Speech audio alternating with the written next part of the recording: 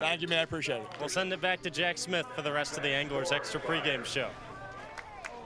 Luke Cantwell has been a ball of energy so far during his time in Chatham, and he was great on the catch of the day. We've got first pitch lineups and national anthems coming your way. Stay tuned for the rest of the Anglers Extra pregame show here on the Cape Cod Baseball Network. Anglers Extra. Chatham on TRC. Cape Cod. Sweet Tomatoes Pizza, located right around the corner from Veterans Field at 790 Main Street in Chatham. Pick up a pie on your way to the game or grab a calzone before first pitch. The dough for their specialty pizza is rolled right before your eyes. Eat in or take out, 11 a.m. to 9 p.m. and sometimes later. Call 508-348-0200. See their full menu online at sweettomatoescapecod.com. Sweet Tomatoes, a Chatham pregame tradition. Back here on the Anglers Extra pregame.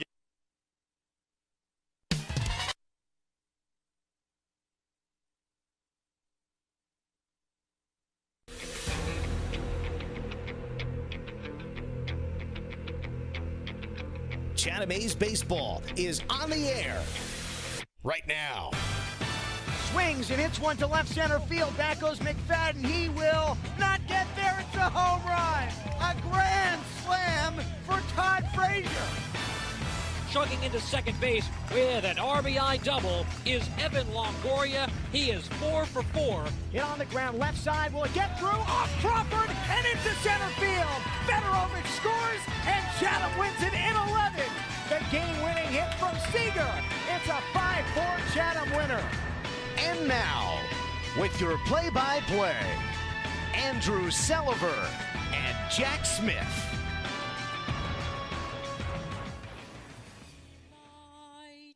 What so proudly we hailed at the twilight's last gleaming, whose broad stripes and bright stars through the perilous fight o'er the ramparts we watched were so gallantly streaming, and the rockets' red glare, the bombs bursting in air, gave proof through the night that our flag was still there. Oh, say does that star-spangled banner yet wave o'er the land of the free and the home of the brave? The national anthem complete here at Veterans Field ahead of first pitch between Chatham and Bourne for Game 3 of the Cape Cod Baseball League season. Back with Jack Smith, I'm Andrew Selover. Let's waste no time and get you the starting lineups for tonight's contest, beginning with the visitors, Bourne, under manager Scott Landers at 1-1. Chris Stanfield leads things off and bats from the right side out of Auburn. Batting second, Merrick Houston out of Wake Forest, also batting from the right side. In the 3-hole, a switch hitter out of Coastal Carolina. That's Caden Bodine playing catcher. The right fielder bats fourth, Braden Holcomb out of Vanderbilt. In the 5-hole, Camden Kojal out of Vanderbilt as well. Back-to-back Commodores in the starting lineup. Kojal is the DH tonight for Bourne. In the 6-hole, Garrett Michelle, a Hokie from Virginia Tech, bats sixth, then plays first base. Batting seventh, Jack Penny out of Notre Dame, a left-hander that plays over at the hot corner third base. In the 8-hole, Davis Gillespie out of Southern Miss, also a right-handed swinger, playing left field, and batting ninth, rounding out the starting 9 in the lineup. For the visitors, Bourne Braves, Clay Grady, another Virginia Tech Hokie. He plays at second base. For Chatham, the starting lineup starts with the same guy for the third straight game. Austin O'Verne, the center fielder from USC, bats left and hits leadoff. Will Gasparino, fresh off his home run yesterday, gets put in the starting lineup for the first time by Sheets. He plays right, and hits second. Jaden Davis from Vanderbilt will DH today. He hits in the 3 spot. He's followed by the middle third of the order. Ike Irish from Auburn, Iva Arquette, the shortstop from Washington, Luke Cantwell, who plays first from Pitt. Bottom third of the order is Kyle Lodise from Georgia Tech, John Bay, the left fielder from Austin Peay, and Landon Stripling, who plays third. That Chatham starting 9 has now taken the field along with their starting pitcher. The lineup's brought to you by Chatham Clothing Bar and the starting pitching matchup. Brought to you by the Red Nun Bar and Grill right next to Veterans Field. Great spot for a pregame or postgame snack. Your pitching matchup for the Anglers, it's Kyson Witherspoon, the sophomore righty out of Oklahoma. Donovan Zach gets the ball, the left-hander and redshirt freshman out of Rutgers. More on Zach in the bottom of the first, but Witherspoon, a true starter out of Oklahoma who was dominant at the end of this season. It's an exciting debut. Similar to yesterday with Griffin Herring, Witherspoon brings in a great pedigree with a 3.71 ERA this past season across 80 innings, which is a lot in college at Oklahoma. Witherspoon's one of the most promising pitchers on this Chatham roster. Witherspoon and the Anglers in their white pinstripe jerseys for the first time this year. The red A on the front, blue letters on the back, representing the numerals and the blue caps for the Anglers. Bourne wears its navy tops and gray pants. Bourne across the front in red with red numbers on the front of the jersey and on the back. Your umpires for today's matchup presented by Chatham Paint and Hardware. We were there just today to pick up some supplies right on Main Street in town. Chatham Paint and Hardware brings you the starting umpires tonight. Ron Starziak will call balls and strikes back behind the dish. Jeff Merzel back at Veterans Field for back-to-back nights is at third, and Matthew Newman is down the line at first. They've got D batteries there. They do. They've got radios if you want to listen to us on 89.9 FM in town as well. Who doesn't? That's a good point. Love the old FM radio. As one more pitch coming for Kyson Witherspoon in his warm-ups. It was a pitcher's battle yesterday, Jack, and Chatham came out on the wrong end of it. The Anglers pitching staff only allowed 2 runs, but pitching coach Eric Beatty said today he wants to see a few less walks out of his team. Yeah, 8 total walks yesterday for Chatham. There were only 9 hits in general, so in a game like that where it's tight, giving away free passes can often come back to bite you. As you heard in the manager show, Sheets said they only gave up 2 runs off those 8 walks, but as time continues, likely more runs will come in to score if you give away first base for free. Shadows fill the outfield here at Veterans Field. The full infield lit by the sun, starting to dip below the trees behind left field. Kyson Witherspoon, the righty, digs onto the right side of the rubber. He faces off against Chris Stanfield. A right-on-right matchup to kick off the night. We're underway with first pitch, missing low and inside at 7:03. It is 68 degrees and sunny. First pitch time and temperature presented by the Chatham Athletic Association. Witherspoon out of the stretch exclusively. He pounds the zone with a fastball, strike 1.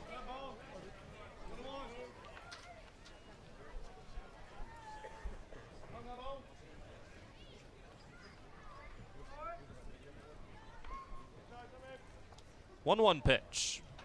On the ground left side, and it squeaks through down the left field line. That's a base hit. Stanfield rounds first, but he stays put.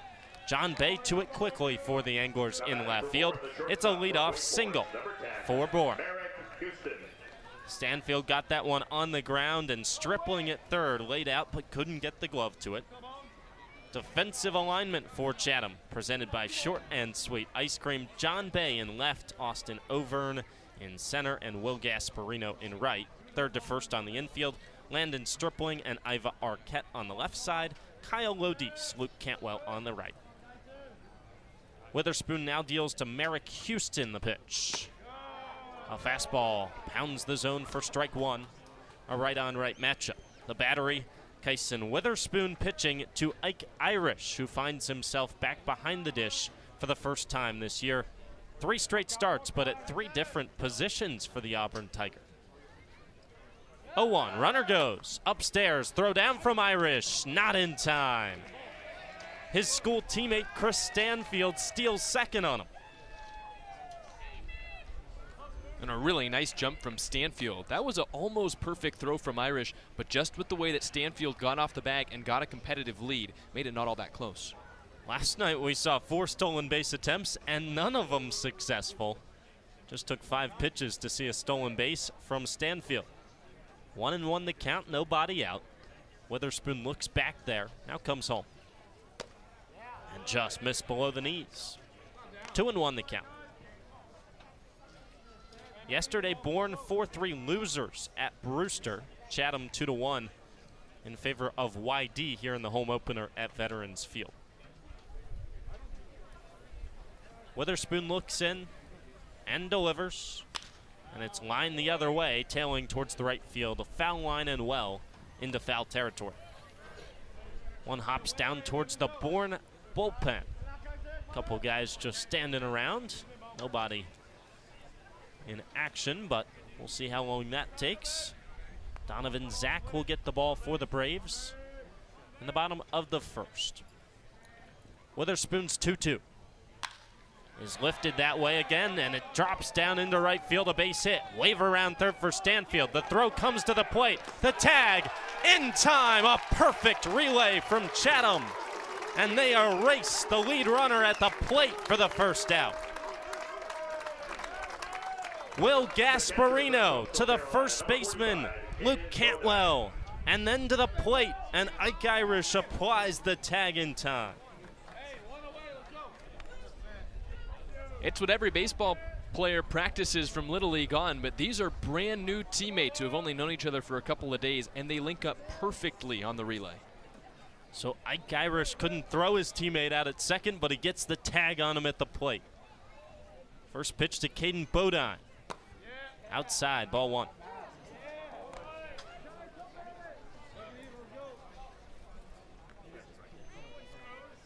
A delayed strike call actually on that one. They say it just caught a piece as a throw over to first is well late.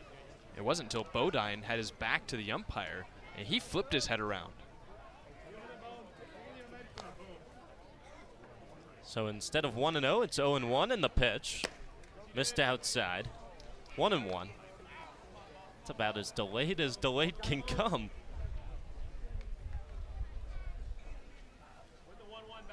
Bodine, one of 6 returners scheduled to come into Bourne this summer off the championship roster from last year. 1-1. Taken outside. Bodine waits patiently to make sure that it's a ball. It's 2-1. The catcher out of Coastal Carolina.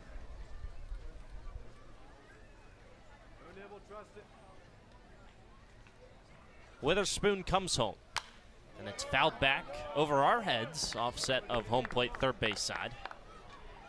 High above the diamond here at Veterans Field, it's a 2-2 count.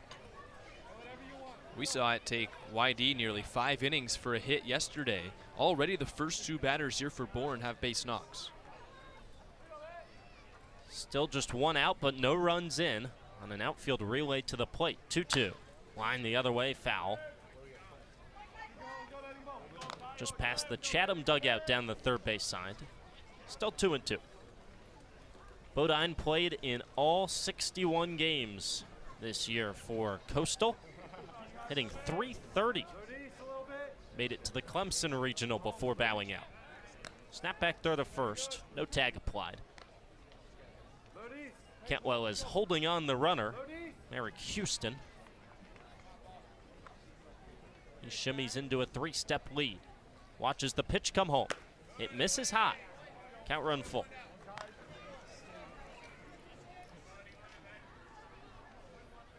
Already 14 pitches into the first inning for Kyson Witherspoon.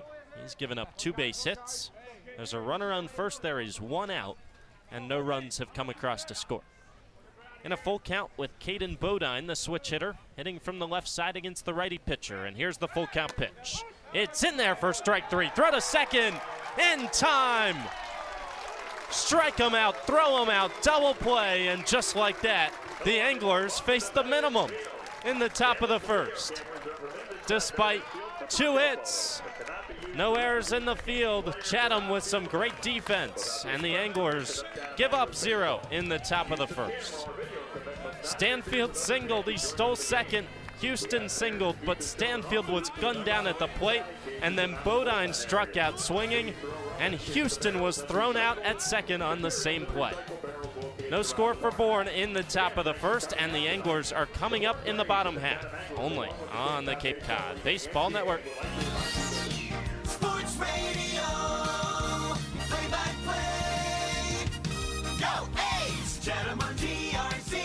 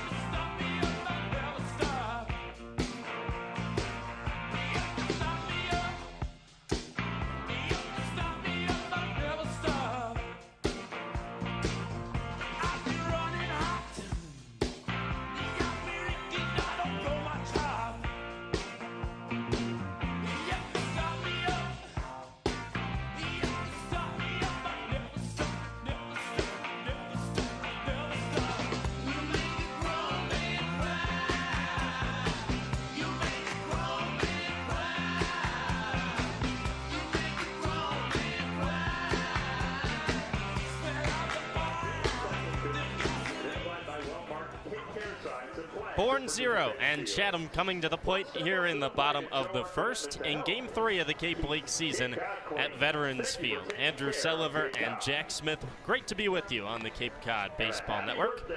A reminder of the lineup for the Anglers. It goes Austin Overn, Will Gasparino, and Jaden Davis due up in this inning. Ike Irish, Iva Arquette, and Luke Cantwell in the middle of the order. And the bottom third of Chatham's lineup, Kyle Lodis, John Bay, and Landon Stripling. The Anglers set to face off against a lefty starter, Donovan Zach, a redshirt freshman out of Rutgers. The Anglers 4 lefties, 5 righties to face off against the lengthy lefty at 6'3", 185 pounds. His first pitch to Over. Up and in, ball 1. Zach, a converted starter in his redshirt freshman year at Rutgers. Did not play in his true freshman year as he redshirted. 19 appearances this season. 1-0. High. 2-0. He pitched 19 times, and the first 15 of them were all out of the pen, and then he started the last 4, and he was really impressive. Last 3 starts of the season, he only gave up 2 runs across 15 innings. 2-0 pitch. Up and in, nearly caught a piece of Overn, who had to swivel out of the way of it. Quickly 3-0 the count. Chatham saw the first lefty starter that it saw back on opening day against Wareham really well. So we'll see if they can continue that today. 3-0 pitch. Outside. 4-pitch walk to Austin Overn. Not exactly the start that Zach was dreaming of when he got the call to the Cape this summer. Now batting for Chatham, the right fielder from the University of Texas, number 8, Will. And that man brings up the man of the hour, Will Gasparino. If you weren't with us last night, Gasparino got into town just 2 days ago, so he sat for night 1. Night 2 came off the bench as a pinch hitter, with Chatham getting 1 hit into the 8th inning. And what did he do? Well, he was defensive replacement, and when he came up to the plate, he hit a home run. First pitch to him, taken outside. Ball 1.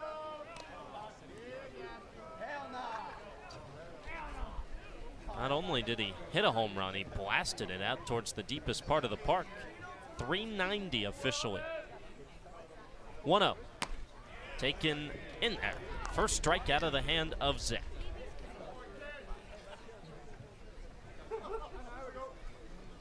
Gasparino usually starts at center field for Texas as the throw goes to first. Overn back in plenty of time. With Overn starting in center field with so much speed, they move Gasparino to right field tonight for the Anglers in his first start. 1-0. Rather 1-1. It's in the dirt. 2-1. Chatham fans have already seen the right arm of Will Gasparino pay off in right field. which is where you want to have the best arm of any of your outfielders. Gasparino can hit it a long way, and he can throw it a long way. 6'6", 210. 2-1 to him. His line back the other way over the first base dugout. 2-2 the count. Auvergne, known for his speed at first, he tried to steal second base last night after he reached on a leadoff single. He was gunned out. Small lead as he's held on. Now he dances, and the throw back to check on him. Backstander. Dugout appreciates it. They like that Auvergne is drawing the attention of Zach, and he receives some barks for what he's doing. The pitch, runner goes. Line foul. Look out. Just missed a couple photographers just past the Bourne dugout, first base side. Looked like a potential hit and run for Chatham, as Auvergne wasn't totally gunning it to second, and Gasparino swung at a pitch late, well off the outside corner. Ramon Orozco, the third base coach for Chatham, wanders back behind his box, down the third base line. Clad in a blue Chatham hoodie. Pitch to the plate. Swing and a miss. 95 past Gasparino. First out in the bottom of the first. Comes via the K for Donovan Zach. Number 30, Jaden Davis.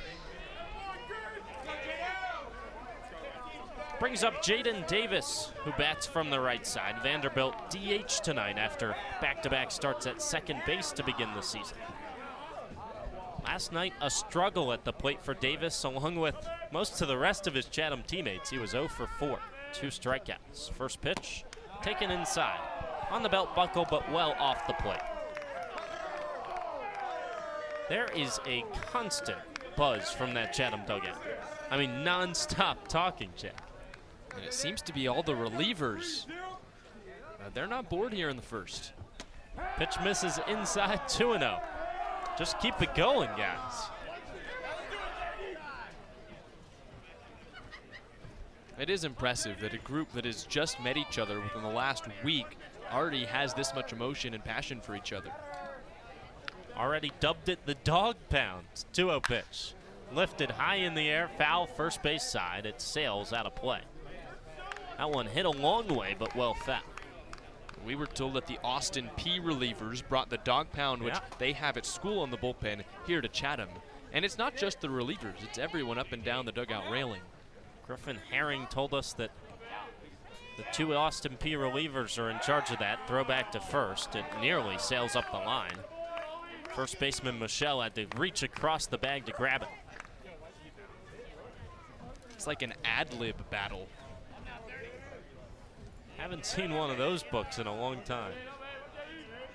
The ad-libs. 2-1. Misses high. Runner goes double clutch from behind the plate and an easy stolen base for Auvergne. Bodine might have had a chance. It wasn't a great jump, but he had to double clutch to get possession of the baseball, and at that point, Auvergne had it swiped easily.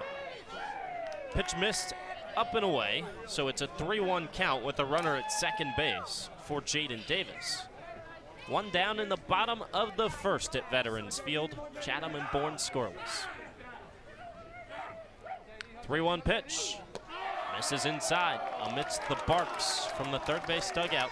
It's another walk from Donovan Zach. 2 on and 1 down for Ike Irish. Andrew, I'm going to correct you on something real quick. The books are called Mad Libs. Oh, goodness. Ad libs are the sounds that rappers or singers make to accompany their lyrics. That's a tough look. It's been a while with the Mad Libs. I forgot the name. And apparently the ad libs. You're not a rapper It's in been every never time. since the ad libs, I'll tell you that much. First pitch. Irish takes on the outside corner. Big curveball that drops in. 0-1. You a rapper? SoundCloud? I'm on SoundCloud. But not for rapping? Yeah, with our highlights. Oh, okay. 0-1. Swing and a miss. Climb the ladder with a fastball. Heater blows right by Irish at 95. You think we got a rapper on the A's team? I don't know. Okay. My money's on Titan Hayes. He's got the hair for it. Long blonde locks dangling out of the hat in the third base dugout. 0-2 home. Tipped into the mitt, strike 3. Bodine holds on to complete a second strikeout of the inning for Zach. 2 walks, 2 Ks. 2 on, 2 out for Iva Arquette. Strikeouts were a bit more of a problem yesterday against YD for Chatham than in the opener against Wareham. Double-digit strikeouts as an offense yesterday after run-rolling the Gatemen on night 1. First pitch comes inside and it skips away out of the mitt of Bodine. Both runners advance on a passed ball. 13 total Ks for the A's against YD.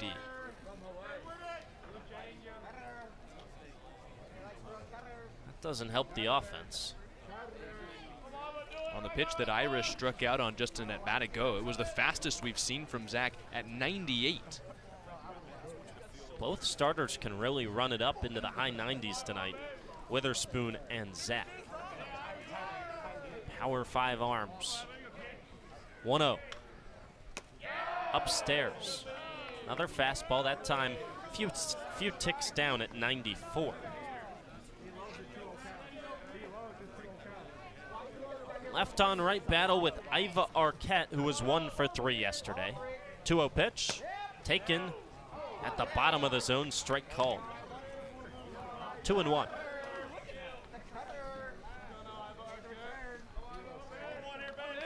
Arquette has 7 ABs and 3 hits to start his Cape summer. 2-1.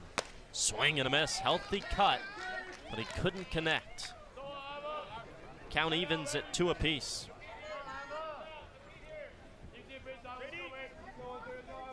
Arquette's got the red handle.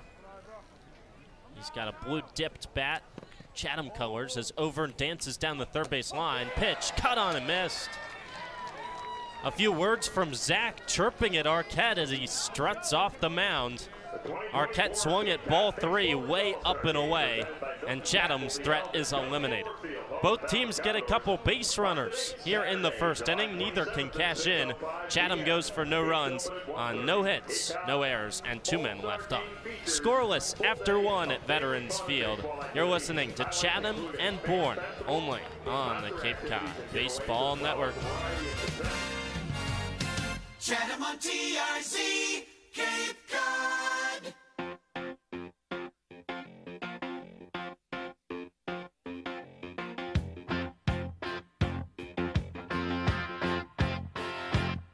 What I want, you've got, and it might be hard to handle, but like a flame that burns a candle, the candle feeds the flame. Yeah, what I got, full stock of thoughts and dreams to scatter, and you pull them all together, and how I can't explain. Oh yeah, well, you make my dreams come true.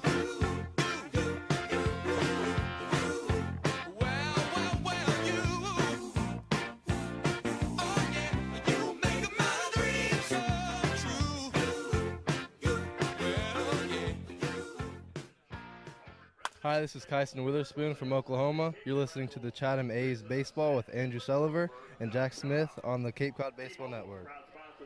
Kyson Witherspoon is back on the bump here for the start of the second inning. Righty out of Oklahoma through 1 scoreless. Throw down to second from Ike Irish ahead of the start of the inning. Part of the order, 4-5-6 due up here for Bourne. Despite 2 hits in the top of the first, Witherspoon was able to face the minimum on an outfield assist to the plate to throw out a runner and a caught stealing from Ike Irish behind the plate. Limited the pitch count to just 15 compared to Donovan Zach's 23 in the last half inning. Braden Holcomb digs into the right side. The righty Witherspoon ready. He comes home and misses way upstairs, sails it to the backstop. Irish didn't even get a glove on that one. Might have caught a piece of our home plate umpire Ron Starziak as Irish looks around to check on him. New baseball for Witherspoon, who's down in the count 1-0. Gets the sign from behind the plate. The pitch. Swing and a miss. Fastball humming in at 95 miles per hour.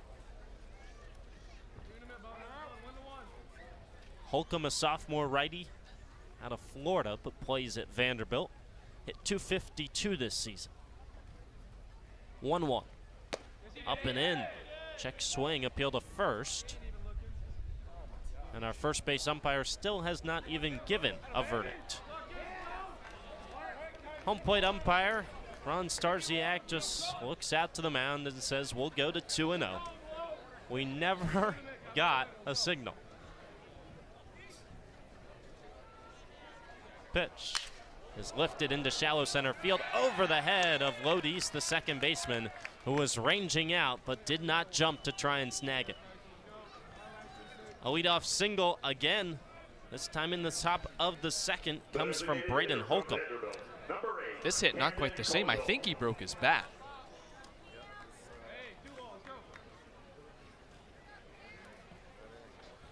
You could hear the splintering sound. Didn't sound good in on the hands, but got just enough of it. Pitchers say they want to break bats, but they want to make sure they're with outs. Instead, a bloop single. 1 on, nobody out for Camden Kojal. Right on left to the offering. Tipped into the mitt of Irish. 0-1. So back-to-back Commodores here in the lineup. Kojal out of Omaha, Nebraska. Hometown of the College World Series going on right now. 0-1. Sails upstairs and all the way to the backstop. Just tipped off the top of Irish's mitt. Runner advances. Holcomb now stands at second. Couple errant fastballs here to start the second inning for Witherspoon. Andrew, one thing I've noticed, the brand new batter's eye that's only seen one game at Veterans Field is now down. It's not even up for today's game. So they put that up because of a white house behind the center field fence that could hide the ball for the pitcher. I was told that if it's too windy, they can't put it up, so that possibly the case here tonight. 1-1. Lifted out of play, back behind the third base dugout, 1-2. We saw multiple fastballs yesterday for both Chatham and YD just completely sail past the catcher as well.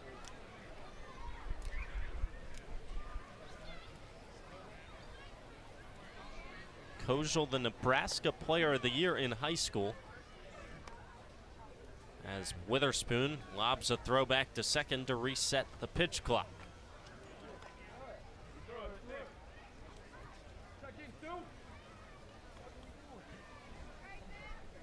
Now he retoes the rubber.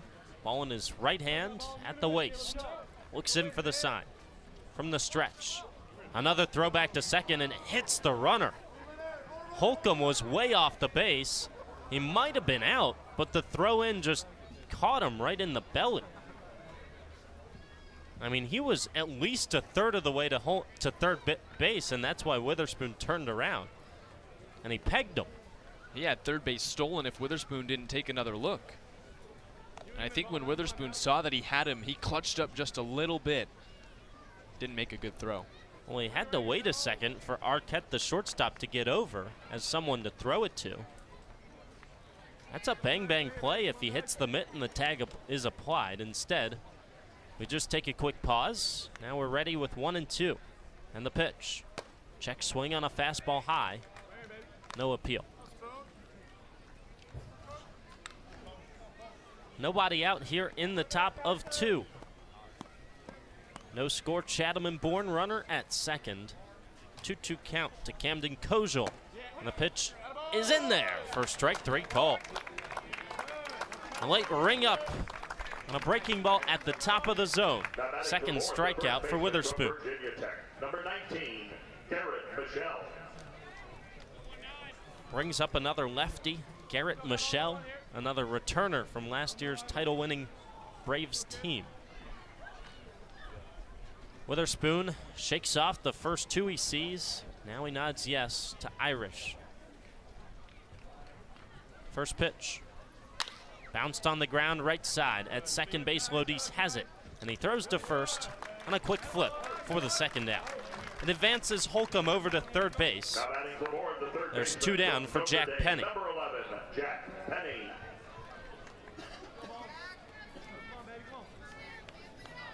Penny, another Cape returner, but he was not on the Braves last year. Started for Orleans. The runners-up who lost to this Bourne team in the title series. If you can't beat them, join them. First pitch, misses low and away. Penny out of Notre Dame, the senior, stuck through a coaching change with the Irish.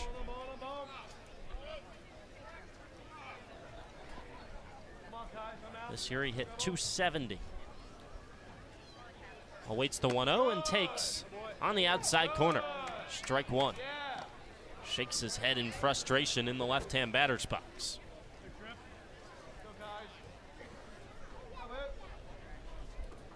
The runner Holcomb leads off of third with 2 outs here in the top of the second.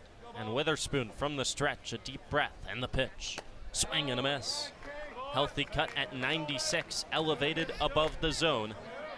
Witherspoon 1 out away from, rather 1 strike away from flirting with danger, but avoiding giving up the first run of the contest.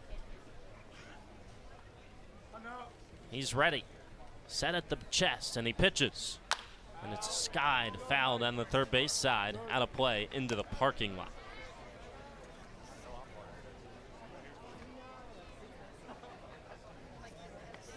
Fans gathering here at Veterans Field, another solid crowd, maybe not quite as packed as opening night yesterday.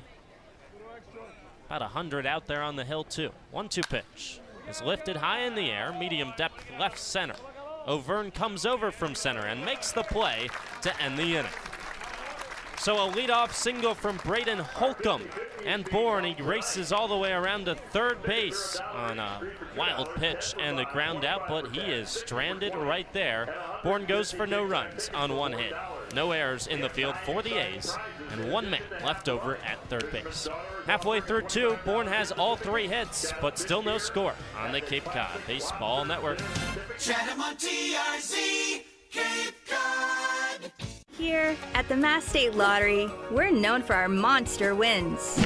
But there's no bigger win than the $1 billion we provide each year to support all 351 cities and towns in Massachusetts. In our game, we know that supporting local businesses and helping communities is how we all win. Because at the lottery, we're all playing for the home team. The Mass State Lottery. Welcome to the state of winning.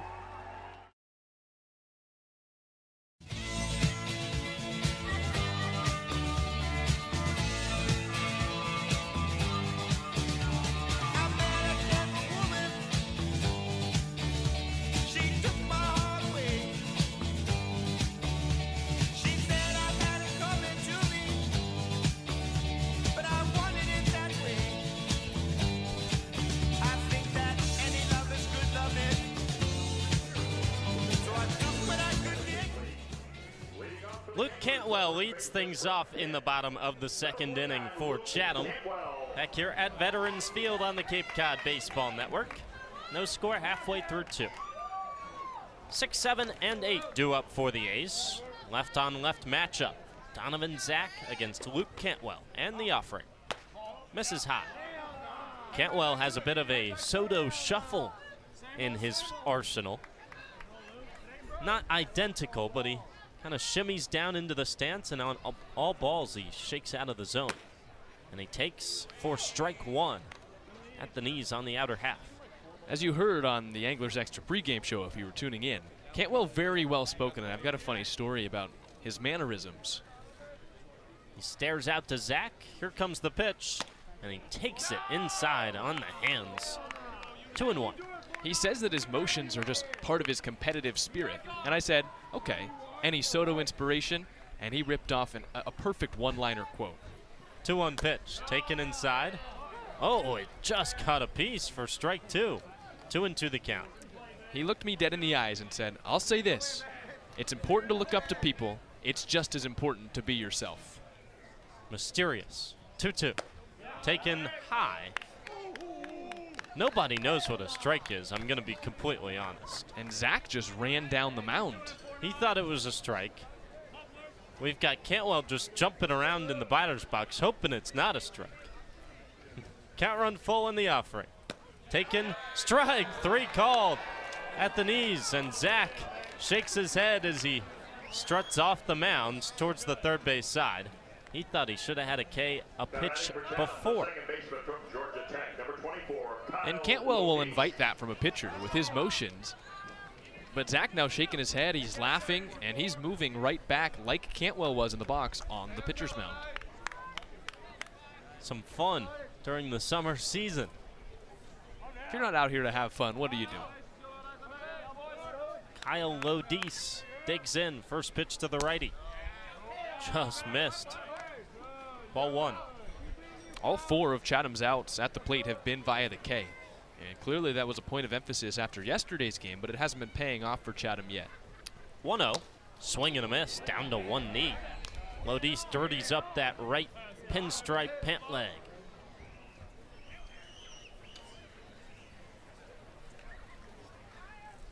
Zach shaking back and forth, comes home, and it's fouled straight back over the netting. 1-2. Zach wasn't a huge strikeout pitcher this year at Rutgers, just 39 Ks in 35 innings. So what he's doing right now is far above his normal average. Only pitched 35 innings. 4 of the 19 appearances starts, his 1-2. Tipped back to the foul netting. Lodice started to take off for first. He thought he might have whiffed completely, and it whiffed everything, but it's ruled a foul ball. A lot of confusion here to start this game with the calls here at Veterans Field. I think Lodice was just covering all of his bases. Yeah. Just in case it wasn't called a foul ball, he was going to be running. Instead, it stays 1-2. And Zach, out of the windup, deals a curveball that did not break at all. That one stayed above the head of the batter, Kyle Lodice. Runs the count to 2-2. Everything's got just a little bit of flair to it. He caught the ball back and he put it between his legs like he's Kobe Bryant. He is not. He comes home. Fouled back. Still 2-2. A lot of mannerisms out there for number 5 and blue in gray for Bourne. Stares over to the first base dugout. Now he reads his watch on his right hand. Puts the ball into his mitt. Out of the windup, 2-2 again. All the way to the backstop. That one's over everything, just off the top of the mitt of Boda. Chatham's dugout just continues to egg Zach on. Every pitch to the backstop, they're making noise. Might just be one of those games, Andrew. That netting back behind the plate's getting its wear and tear already. Full count pitch. Missed high and away. Ball 4.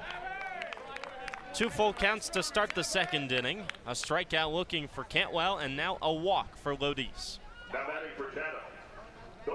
So 4 strikeouts, 3 walks. 1 1/3 innings pitched for Zach. First 7 hitters for Chatham, and no one's put the ball in play yet.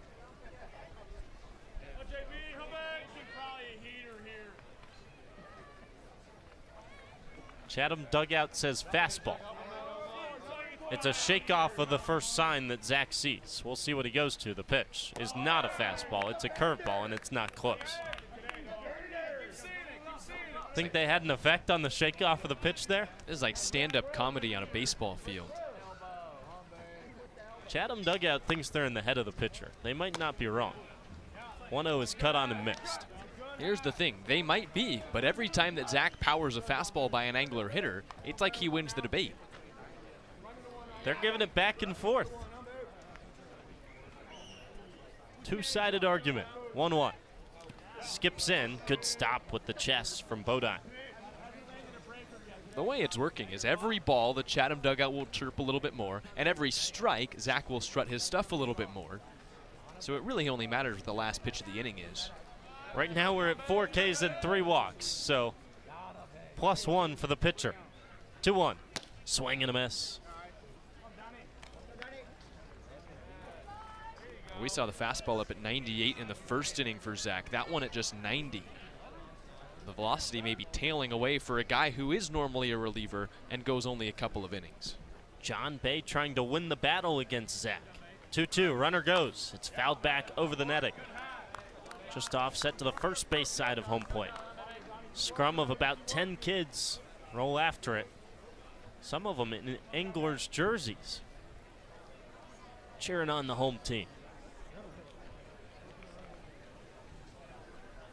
Bay got the start last night. He was 0 for 2 with a strikeout against YD. Chatham still in search of its first hit tonight. Scoreless in the bottom of the second inning. 2-2 again. Swing and a miss. Well late on 93.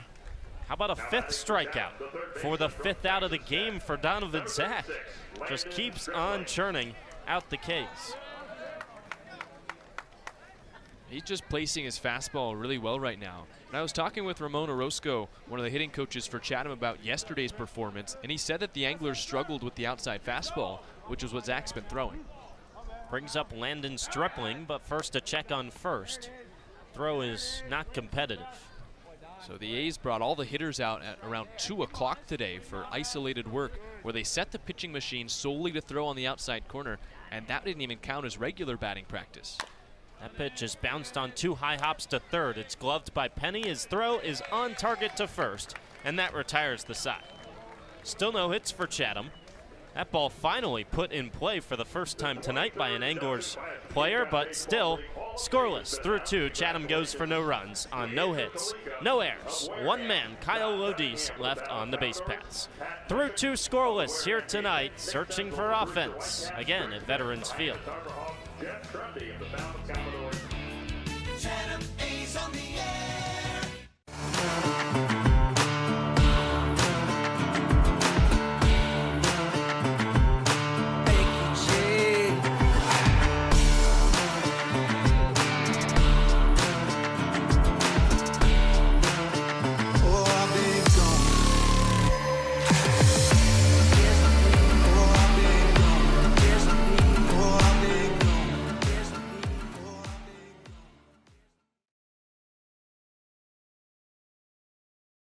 Get a shiver in the dark, it's raining in the park, but meantime sound of the river, you stop and you hold everything. A band is blowing Dixie, double fall time. You feel alright when you hear the music ring.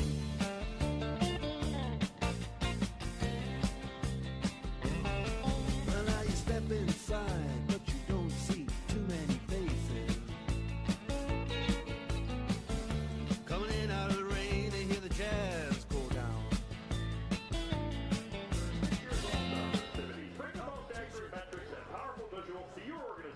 Moving on to the top of the third here on the Cape Cod Baseball Network. Kyson Witherspoon keeps his day going against the bottom 2 in the lineup. And then we'll flip it over for a second time through for Bourne. 8-hole hitter is Davis Gillespie, the left fielder out of Southern Miss. Kyson Witherspoon, a deep breath back behind the mound. Now he dusts some dirt over that white rubber. Diamond in beautiful shape here in Chatham, Massachusetts. White Chatham script back behind the plate. First pitch of the top of the third on the way. And it's a fastball in there for strike 1.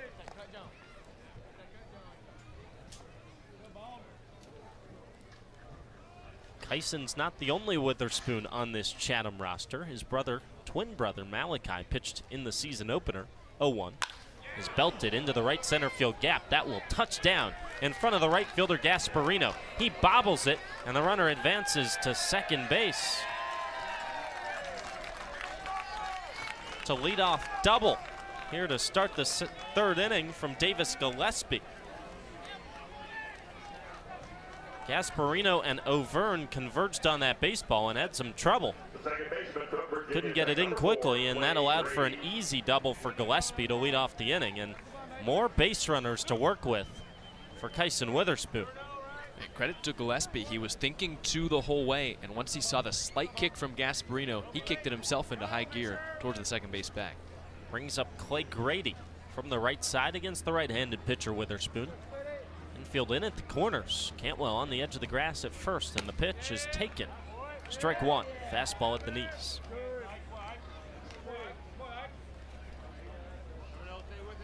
Kyson Witherspoon and Malachi Witherspoon started their college career at Northwest Florida State College and then transferred after 1 year to Oklahoma together. Played their whole lives together on the same team. 0-1 is squared at, and no bunt laid down. Instead, it's a strike as Grady went around on the attempt. And now he's down to his final strike. I don't know about you, Jack, but I, for now, cannot tell the difference between Kyson and Malachi. No, if they're not wearing their numbers, it's pretty much impossible. Kyson's ready with the 0-2, and it's fouled off the other way. Just slapped over the dugout of Bourne to stay alive for Grady. Unless they're standing right next to each other, because Malachi is 2 inches taller, but Kyson, the pitcher right now, is 14 minutes older. That doesn't give me any help. No. Ready for another 0-2 from Kyson Witherspoon. And it's tapped off the plate down the third base line. It rolls foul about 15 feet down the line. Ike Irish was there to snag it, but not before it took a left turn outside of the chalk line. So I joked with Kyson, oh, do you make fun of him because you're the older one? And he said, I could do that until he got bigger and stronger than me. He said now, though, they weigh about the same, so the strength is evening out. I talked to Eric Beatty, the pitching coach for Chatham, to see if he had any suggestions on how to tell them apart. He has one. They wear 2 different chain necklaces, so that's one tip he gave me. He also said that their pitching motions are slightly different, so he can tell if they're throwing the baseball who it is. But he said from the back, he's got no chance. He said he calls him Malakyson. Another 0-2. And again, it's spoiled foul in on the hands of Grady, and he popped it up behind home plate out of play. Well, if you're tuning in on the radio, if it's the 3rd inning and one of them's pitching, it's most likely Kyson. If it's the 9th and one of them's pitching, probably Malachi. Kyson more of a starter. Started both seasons of college baseball this year. Another 0-2, and it's cut on and missed. That time, Grady finally went down. A long fight, but he couldn't stay alive for another pitch. 3 strikeouts the first time through the lineup for Kyson Witherspoon. Flip it back to the 1-hole hitter, Chris Stanfield. It is incredibly cool that they can both share so many steps of their baseball journey together. A couple of colleges, and they will both be going to Team USA tryouts in a couple of weeks together. Kyson told me they were ready to go separate ways and play college baseball at different places, but not to be. It all worked out. First pitch to Chris Stanfield as the pitch clock winds down. And it misses low and inside. Right along the chalk line of the right-hand batter's box. That's been dug up a little bit. Stanfield singled to start the first. He then stole second and was thrown out at the plate on a single from Houston in the 2-hole. And he takes for strike 1. A slider that bends right onto the outside corner against the right-handed hitter.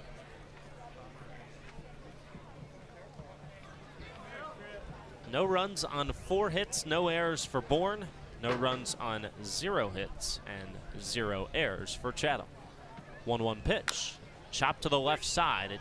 Into the glove of Arquette at short. He throws to first in time. The runner, Gillespie, does advance. He kind of hesitated and then decided to go right around the baseball that he had to avoid. 90 feet away from scoring the first run, but there are 2 outs for Merrick Houston. Gillespie really had to slow up, wanted to make sure he wasn't hit with the ball in play, which we saw yesterday, and I learned a new baseball rule at breakfast that on a runner's interference, the batter, no matter what, gets credit for a hit. It's an interesting rule. First pitch to Houston is there for strike 1 because the ball last night that hit the base runner was headed straight for Chatham's second baseman, Jaden Davis. It was not going to be a hit, but it's an out and a hit for the batter, so both teams win, I guess. 0-1 to Houston. downstairs. Sure, if you ask John Armstrong, though, he would prefer to not have that hit on his tally. Late season, if his whip is .01 higher, he'll know where to put the blame. The baseball or the base runner? Probably the baseball. Okay. 1-1 home. Just off the inside corner. 2-1 the count to Houston. Witherspoon readjusts his blue cap atop the mound, retoes the rubber, looks straight into the eyes of the base runner Gillespie at third. Now he comes home, and it's a slider in there for strike 2. Runner has reached third base in all of the first 3 innings against Kyson Witherspoon. He's trying to still keep Bourne with a 0 in the run category. All level at 0 here with 2 balls, 2 strikes, and 2 outs in the 3rd inning. And Witherspoon steps off the back of the rubber, resets the pitch clock that had dwindled down to 2. Now he's ready, gets the sign from Irish. Rears back and fires. And it's just spoiled, foul down the first base line. A breaking ball. Houston laid back on it. He was waiting for a fastball, and instead he just caught a piece of the barrel. Lives to see another pitch. Wind is blowing out gently towards right center field tonight. Could help a left-handed hitter. But Houston, the righty, awaits another 2-2, and he belts it foul right back into the netting. 97 on the gun at Veterans Field from Witherspoon. Pitch count up to 47 now. 60's been about the number for the Chatham starters where things get dicey. So maybe one more inning if he can get out of it here. 2-2. Is not a strike. Oh, everybody on the infield for Chatham thought it was strike 3 looking. A slider that curved from the inside half against the righty Houston to the outside corner and just missed. I mean, all 5 infielders were headed for the third base dugout in Anglers jerseys. Instead, a 3-2 count and the offering. Fastball grounded up the middle. Diving stop Lodisi can't grab it at second. It's into center field, and Bourne has the first lead here in the top of the 3rd. An RBI single for Merrick Houston makes it 1-0 Braves. And that just amplifies the ball call on the outside corner. Chatham does get out of the inning. It's still scoreless, but that's why every pitch matters in a game. Both teams have been putting together really pesky at bats so far. Pitch counts for both starters climbing. Here comes pitch number 50 for Witherspoon, and it plunks the inner leg of Caden Bodine. He slams his wood bat to the ground in frustration, tosses his extra protection that did not help in that case to the bat boy, and now he jogs out to first base. You'd rather get hit with 86 than 97, though. But for Bodine, he knows that there's been testiness a little bit both sides. Definitely was not intentional from Witherspoon. You don't hit someone with a breaking ball if you're trying to plunk them, but just a way to release frustration with the bat. No action down the left field line for the Chatham bullpen just yet, as there's now 2 on and 2 out. 1 run in the inning here in the top of the 3rd. Ike Irish jogged out to the mound for a quick visit. Now he's back behind the dish. Braden Holcomb awaits the first pitch. Witherspoon deals it, and it's in for strike 1. A slider that checked the swing of Holcomb, but he did not go around. Didn't matter. Up above 50 pitches. Now you think this might be it for Witherspoon, but still no action. Eric Beatty willing to give him a few more ABs possibly as the 0-1 is cut on and missed. Another slider back to the well. 0-2. Beatty told me earlier today that he's just trying to figure out his staff here in the first week. A full new group of pitchers to work with, and he's just trying to see what everybody has, where their limitations are. 0-2 pitch. Just missed above the zone. Irish this time was ready to run to the dugout. He snapped down surprised that that one wasn't strike 3 looking. Move it to a 1-2 count. Holcomb singled back in the second to lead things off. Trying to extend the board lead that sits at 1-0. 1-2, way high. Irish out of his crouch to snag it. Fastball command has really been lost here for Witherspoon in the 3rd inning. Relying heavily on the slider. Runners at first and second, 2 down. 2-2 the count. We'll see what he goes to here. It is a slider, and it runs outside to the right-handed hitter. Another full count.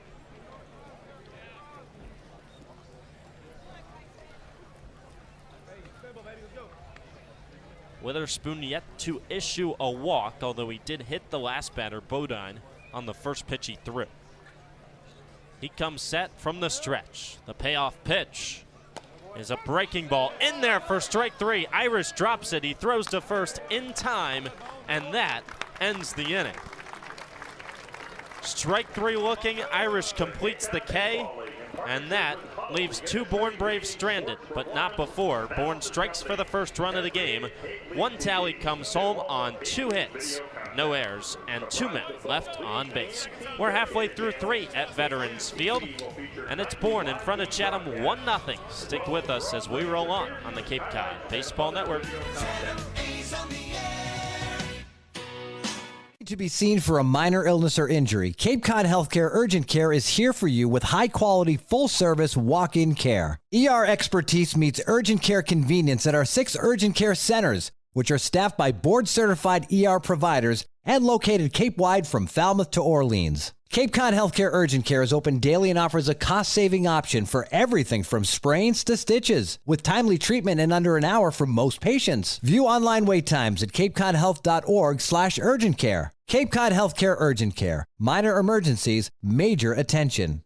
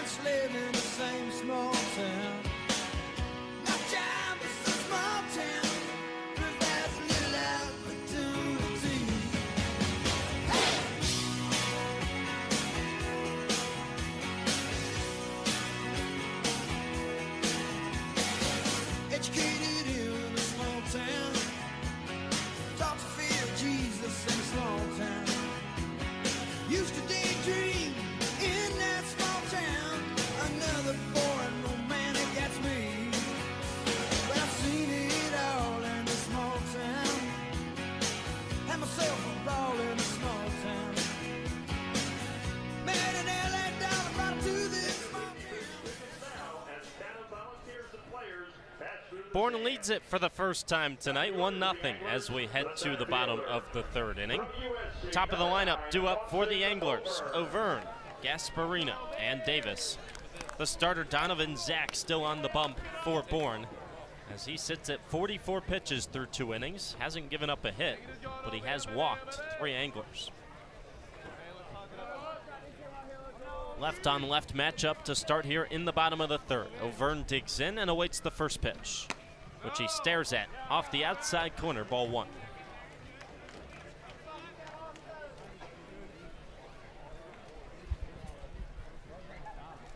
Sun has set down behind the trees left field line, fully shaded on the field as Auvergne squares around to bunt and has to jump out of the way of it, way up in it. One hopped off the backstop padding.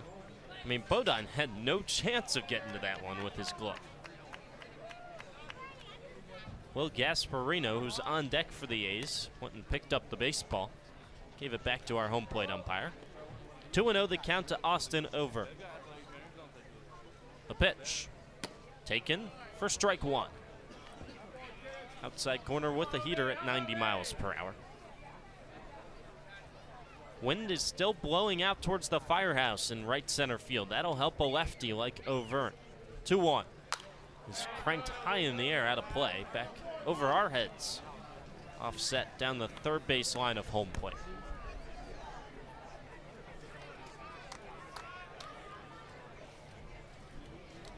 Overn with the Chatham red dipped wood bat, waves it through the zone. Stares out to the lefty Zach, who winds and deals. Swing and a miss. Cranked the fastball high.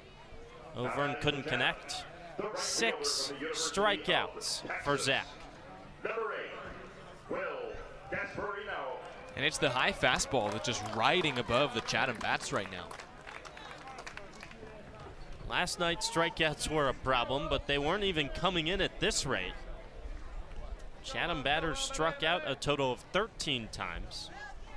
They're almost halfway there, and we're just 1 out here into the third. Will Gasparino trying to change things for the A's offense. Digs into the right side. First pitch is popped high in the air, out of play. Back behind home plate, into the concourse area. Righty reliever is up and working for Bourne. Pitch count right at 50 pitches for Donovan Zach. 0-1 offering. There's a fastball taken inside. 1-1.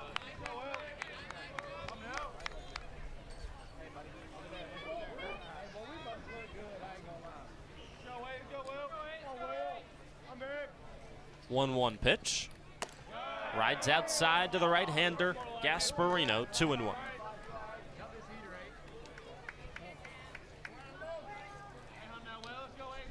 Will Gasparino hit just over 250 his freshman year at Texas. Consistent starter in over 50 games. He awaits the 2-1 and swings right through it. 2-2 the count.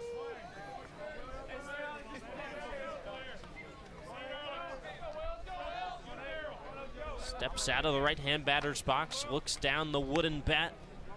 Now digs in, bends back into his stance. Stares out to Zach and readies for a 2-2. That misses high, up around the shoulders of the right-handed hitter. And that's way up there with Gasparino at 6'6".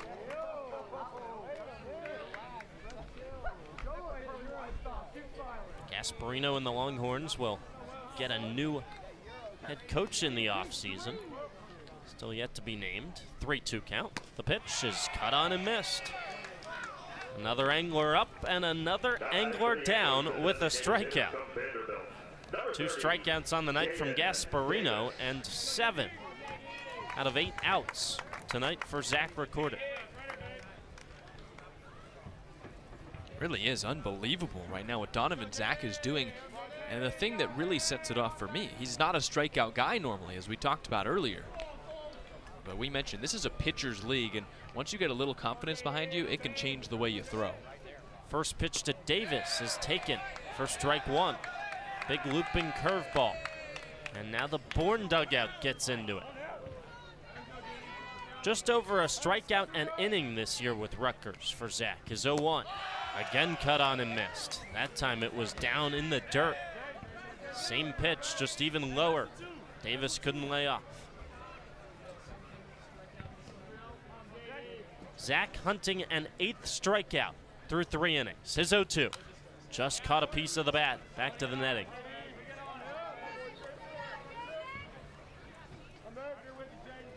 Donovan Zach, a top recruit out of the state of New Jersey. Stayed home with Rutgers. He was the number 3 ranked left-handed pitcher coming out of the state.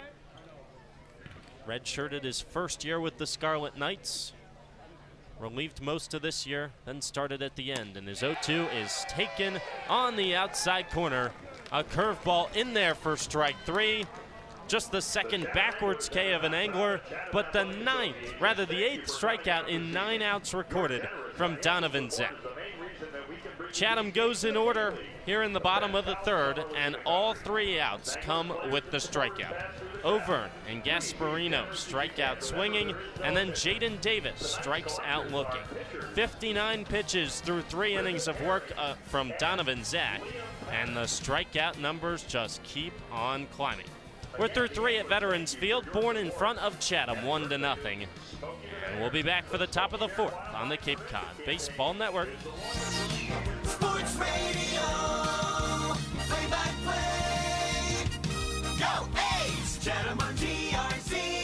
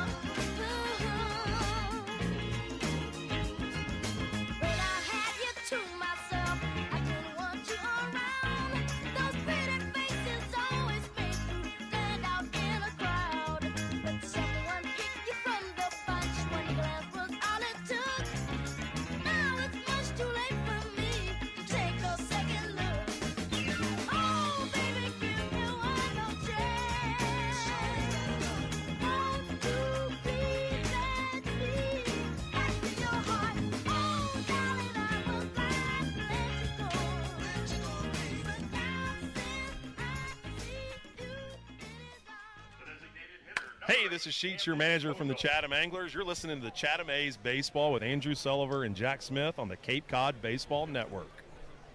Top of the 4th on a picture-perfect day here at Veterans Field, 1-0 Bourne. As the middle of the order will come to the plate as Kyson Witherspoon stays on the hill for Chatham. Camden Kojul, Garrett Michelle, Jack Penny, 3 lefties against the Oklahoma righty. This next pitch is 60th. It's on the way and it's up high, a ball and no strikes. Kojul, the DH from Vandy, leading things off for the Bourne Braves, 2-time reigning champions of the Cape Cod League, and on top here. Witherspoon from the stretch, comes set. Is 1-0 on the way.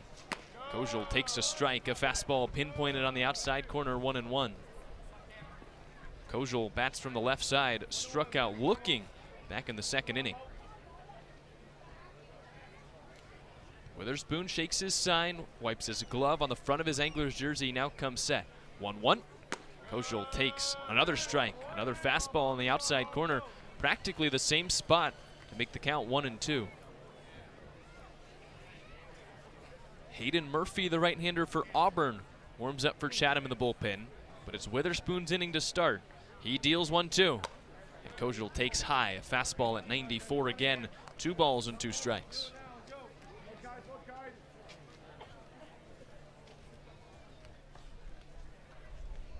Witherspoon digs the dirt in, right near the rubber, comes set with his feet practically touching. Front one offset, 2-2. Breaking ball a little bit high for ball 3, and the count moves full. Interesting to see how long the leash is tonight for Witherspoon. We've talked about how Chatham starters haven't been given that long leash, just keeping an eye on the pitch counts here early in the season. Full count offering. Kojul takes strike 3 call. 5th K for Witherspoon, starts the 4th, and it's of the backwards variety. For the 2nd time, Camden Kojul looks at strike 3. And it looks like for now, because of the strikeout, and with nobody aboard, Witherspoon will stay on the mound. His foe, Garrett Michelle. Lefty in the back of the box, first baseman from Vautech. First pitch to him, and Michelle ropes it back to the screen. Got a good swing off and lined it back to the netting, 0-1. Pitching coach Eric Beatty just went to the walkie-talkie for a brief moment. Last night, Griffin Herring came out after 55 pitches. Tonight, up to 63 already for Witherspoon. 1-0 Bourne, 0-1 count here in the top of the 4th. And a changeup misses low out of the hand of Witherspoon, a ball and a strike. Evan Crest, the game 1 starter for Chatham, went 3 1/3 innings. Griffin Herring yesterday went 3 2/3. Right now, Witherspoon threw 3 1/3 himself. 1-1 home. Swing and a miss from Michelle, a ball and 2 strikes. 96 for the 65th pitch of the outing for Kyson Witherspoon. Might be something where, you know, if you give up a base runner, you're done here in the inning, but if you can go 3 up, 3 down, you can pitch the whole frame. 1-2. That's high and out of the glove of Ike Irish back to the backstop. 2 balls and 2 strikes. both of Chatham's first 2 starters this year were pulled immediately after giving up a base runner. So it would make sense if it is smooth sailing, we could see Witherspoon continue, but Hayden Murphy is ready in case Eric Beatty wants to make the move. 2-2 the count on Michelle, who grounded out to second his first time up. Pitch on the way. Swing and a miss, he struck him out. A sword as Michelle went just halfway through his swing, and there's 2 away. Put it in the sheath, Kyson Witherspoon. The third baseman, number 11, Jack Penny. We've talked about the strikeouts for Donovan Zach, the starter for Bourne. 8 Ks in 3 innings. That was Witherspoon's 6th K here in the 4th. So the batter is Jack Penny, who flew out to center his first time to the plate. And the lefty swings, bounces it on one hop to Arquette. Fields as he's falling over, gets back up and throws to first in time for the final out of the inning. Witherspoon does what no Chatham pitcher has done yet this year. He gets through the 4th inning. We will head to the bottom half of the frame with Chatham trailing 1-0 to Bourne. You're listening to Chatham A's Baseball here on the Cape Cod Baseball Network with the Chatham A's bats coming back to the plate. Chatham on TRC, Cape Cod.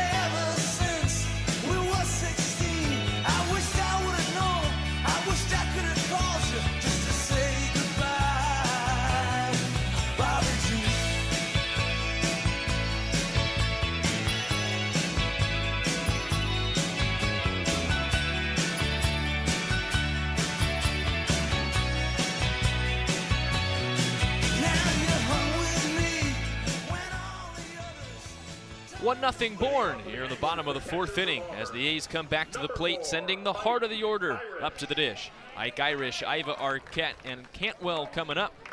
A lefty-righty lefty split against Donovan Zach, who has pounded the zone and pounded the A's here through his first 3 innings of work.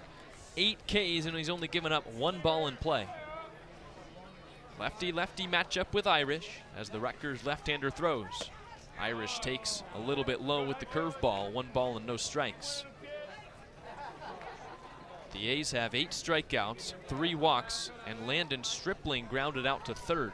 1-0. That curveball's in there for strike 1. Buckles the knees at the bottom of the zone, 1-1 the count. Zach back from the windup, fiddles in his glove, now brings it home. Irish, a swing and a miss, 1 ball and 2 strikes, late on 90 miles an hour. We mentioned the strikeout numbers for Zach, the most he recorded in 1 game this year with Rutgers. Last start of the season against Ohio State, 7 of them. 1-2. Irish in the air towards left. It's Gillespie who ranges over, and in the gap, he makes the catch for out number 1. Now batting for the Anglers, the shortstop from the University of Washington, number 13. Second ball put in play by the A's. Maybe that's the step that the Anglers need. Not sure that's what you want to celebrate, but I guess it's a start. The one good piece of news for Chatham is they've run the pitch clock, or the pitch count, relatively high for Zach at this point in the game. Righty Iva Arquette up, and he takes a breaking ball off the plate outside. 1 ball and no strikes. 64 pitches for Zach. On the Chatham side, Witherspoon threw 68, and we see him talk with Beatty, the pitching coach. Arquette takes a little bit high, 2 balls and no strikes. Sheets in on the conversation as well, and we get the vibe that Kyson Witherspoon is done. Sure appears that way. Got the pat on the back from his manager Sheets, so that signals that it's likely done for the day. Arquette takes a 2-0 fastball well inside, bounces out of the glove of Bodine, the catcher, skips to the backstop. 3 balls and no strikes. 6 in a row retired by Zach, who's behind in the count, 3 balls and no strikes. He deals, and Arquette takes well inside once again. It's a 4-pitch walk to the Chatham shortstop, and a runner's aboard with 1 out. Now batting for the Anglers, the first baseman from the The bullpen is active for Bourne.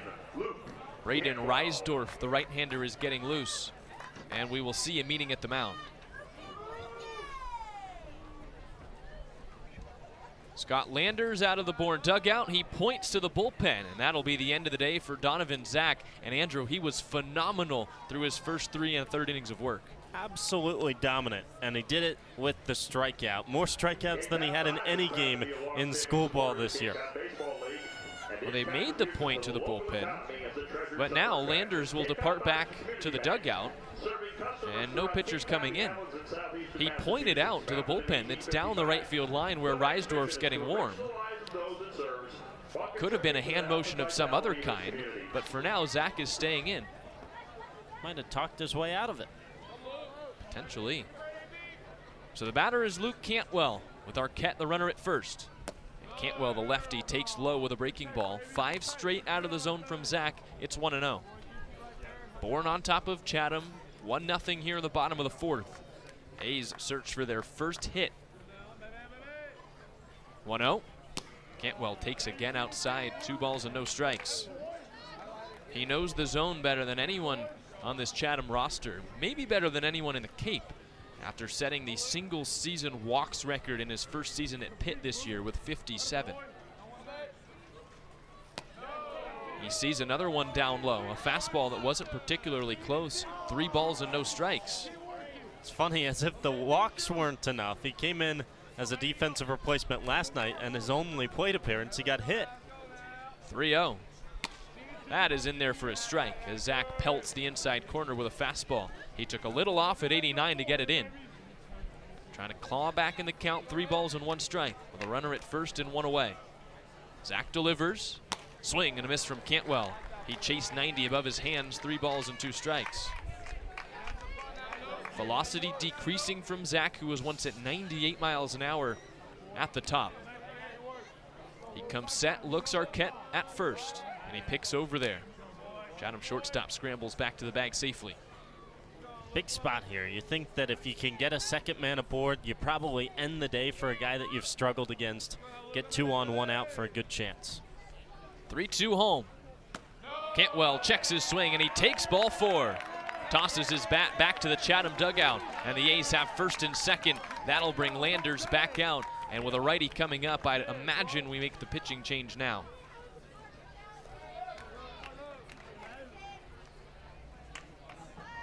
Let's make sure Landers actually points this time. He crosses the first base line. He takes the stroll out to the mound where Zach is working, and Reisdorf runs in before the official point. So we will get a pitching change. And the call to the bullpen presented by Chatham bars in. Donovan Zach done. He walks back to his dugout after 3 1/3 dominant against the A's. We will see if he's in line for a win or a loss, as 2 runners are aboard, both his responsibility. When we come back, Kyle Odis will come to the plate against Reisdorf. You're listening to Chatham A's Baseball here on the Cape Cod Baseball Network. Chatham on TRC, Cape Cod.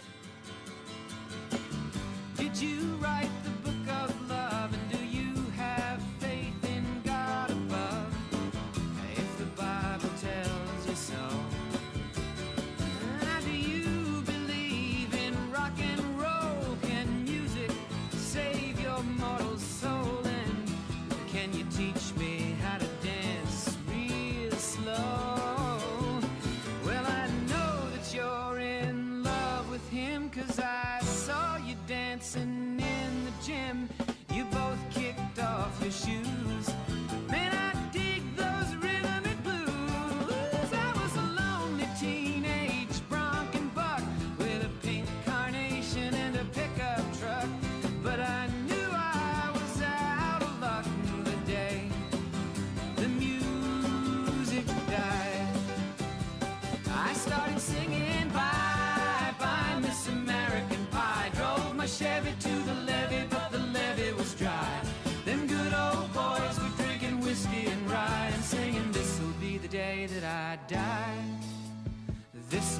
day that I die. Now for 10 years we've been on our own, and moss grows fat on a rolling stone, but that's not how it used to be. When the jester sang for the king and queen in a coat he borrowed from James Dean, and a voice that came from you and me. Braden Reisdorf enters for Bourne as he relieves the starter Donovan Zach, who was excellent through 3 1/3 but ran into some trouble in the 4th inning. We stand here now with 2 runners aboard for Chatham, a 1-0 Bourne lead. The A's search for their first hit, and they'll look to do it against Braden Reisdorf, the junior from Indiana, who stands 6'3", 230 pounds. The second baseman from Georgia Tech, number 24, Kyle Lodis. Kyle Lodis, the hitter who will see Reisdorf first, with Iva Arquette at second, Luke Cantwell at first.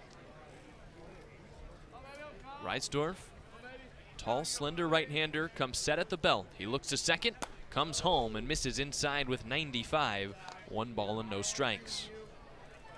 Lodis walked back in the second. He was one of 5 walks afforded by Donovan Zach, the starting pitcher, to go along with 8 Ks, no hits. Reisdorf's 1-0. Lodis bends back out of the way of that one too. 2 balls and no strikes. It's interesting talking to some of these players about how you really get no breaks when you go against other pitching staffs here in the Cape. All these guys are just so good, top tier at the college level. Reisdorf readies up, 2-0, and Lodis again has to pin his bat back to the middle of his back. High fastball that whizzed inside, 3 balls and no strikes. Especially a guy like Lodis who played at the D2 level, some of these non-Power 5 guys that just don't see arms like this day in and day out at that level. Reisdorf searching for a strike. 3-0 is upstairs, and it's a 4-pitch walk, the second of the inning, and Bourne has walked the bases loaded. Now batting for the Anglers, the left fielder from Austin P. Arquette, then Cantwell and Lodis have all drawn walks, and with 1 out, Chatham loads the bases for John Bay. Still no hits. Still no hits. The first one could mean a couple of runs here with the bases juiced. Bay struck out swinging his first time to the plate, looking for redemption in at-bat number 2. Reisdorf deals. Way outside with a breaking ball. 1 ball and no strikes. The junior from Kendallville, Indiana, playing for his home state team at a 8.31 ERA across 47 2/3 innings this year. He's thrown 5 straight out of the zone since coming in from the pen. 6th pitch, inside, and it hit him off the fingertips of John Bay, and that'll drive in the first Chatham run. 1-1 in the 4th inning. Sometimes you don't need a hit, Andrew. Still no hits. It's funny looking out at that scoreboard, 1-1 and 5-zip in the hits category. Inning still alive for Chatham. Still the bases loaded. 1 away. Here's Landon Stripling, who bounced out to third his first time to the plate. He takes outside. 1 ball and no strikes. And that'll draw a meeting from Bodine, the catcher. He heads out to check on Reisdorf, who really struggled this past season at Indiana. We talked about it. 44 earned runs in 47 2/3 innings. He struck out 57 but walked 28. You got to be careful in this spot if you're Bourne, because you could not only lose your lead, which you already did, but throw a pretty big deficit right now if you can't throw strikes. Swing of the bat could change a lot here at Veterans Field. 1-0 offering. Stripling takes a strike. That one's on the outside corner at 94. A ball and a strike. 1-1 our score in the bottom of the 4th inning between Bourne and Chatham. Bases loaded for the A's. Landon Stripling, the 9-hole hitter, at the plate. Reisdorf sets. He brings it home. And Stripling takes well outside. 2 balls and 1 strike. Cantwell, the runner, at third. Lodis with great speed at second. And John Bay, after his hit by pitch, is at first. Infield plays back. Bourne will give up an out for a run. 2-1. Swing and a ground ball up the first base line. Foul! Just a couple steps to the right of the line, and Landon Stripling missed extra bases by oh so little.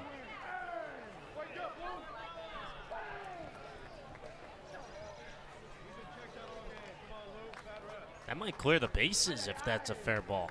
I mean, untouched, it was curling towards that Bourne bullpen. Michelle, the first baseman, slid knee first, didn't get a glove on it, but he turned around immediately to look at Matthew Newman, the first base umpire, who threw his hands up and said foul. So 2-2 the count. Reisdorf pitching for a strikeout. He delivers, and Stripling pops it up. Foul left side and over the Chatham dugout. 2 balls and 2 strikes. Stripling transferring from Texas Tech to Florida next fall. Lefty awaits the 2-2. Here it comes from Reisdorf, and Stripling strikes out swinging. He chased a fastball well out of the zone in the other batter's box, and there's 2 away for Chatham. Now batting for the Anglers, the center fielder from USC, number 9, Austin Auburn. Andrew, simply a case of trying to do too much with the bases loaded? I thought it was a pretty good at bat, and then just one pitch. I mean, he spoiled the one before, just couldn't keep the bat back there. And we documented it, mere inches away from a couple RBIs on a base hit. So Austin Auburn to the plate, and he takes upstairs. 1 ball and no strikes as the burden falls on the USC center fielder. So far today, Auburn has walked, stolen a base, and struck out.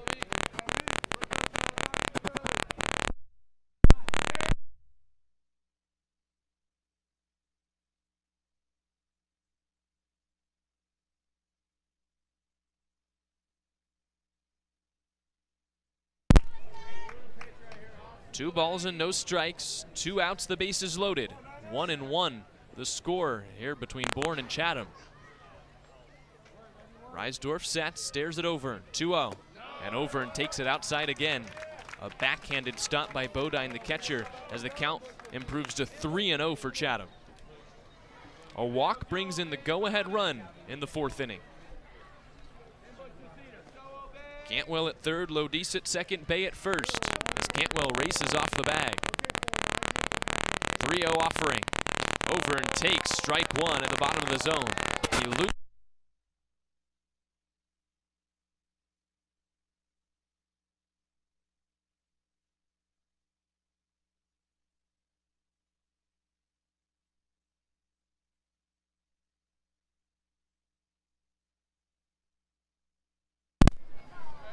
Three and 1 the count. Reisdorf set, bases loaded. He delivers. Auburn takes a fastball off the plate outside. He stood up straight, expecting for it to be called strike 2, but instead Austin Auburn walks, and Chatham has its 2nd run. They lead the Bourne Braves 2-1. Now batting for the Anglers, the right fielder from the University of Texas, number 8, Will Gasparino. Cantwell comes in to score. Lodis heads to third. Bay to second, and Auburn walks. The 4th of the inning for Chatham. The A's are still without a hit, and it's 2-1. So now Will Gasparino, who homered yesterday, with the bases still juiced. And Gasparino takes a slider outside, sends Bodine sprawling to his right, trying to keep it in front and keep the runners at bay. 1 ball and no strikes.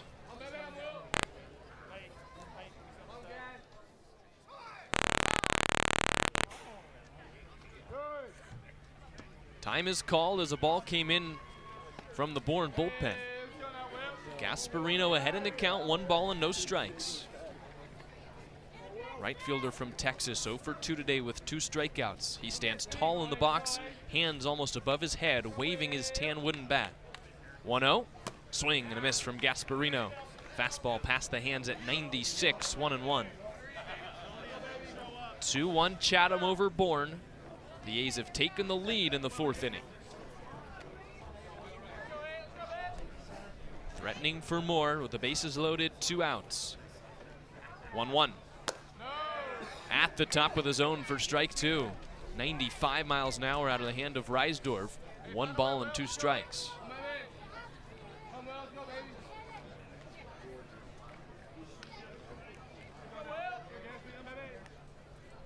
Gasparino awaits the 1-2, and he swings and misses, strike 3. That ends the inning, but not before Chatham scores its first 2 runs. The A's are still without a hit, but they get on the board with 4 walks. 2-1 as we head to the top of the 5th on the Cape Cod Baseball Network.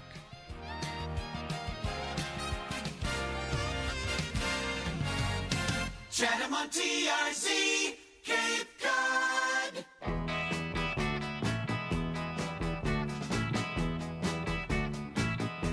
Like tell you about now, baby. You know, she comes around. Just about 5 feet 4. From her head to the ground. You know, she comes around here. Just about midnight. She make her feel so good, love. She make her feel alright. And her name is G. L. Whoa. R. I. G. L. Y. Gloria. G. L. Y. Gloria. I'm gonna shout it all night. Gloria. I'm gonna shout it every day. Yeah, yeah, yeah, yeah, yeah, yeah.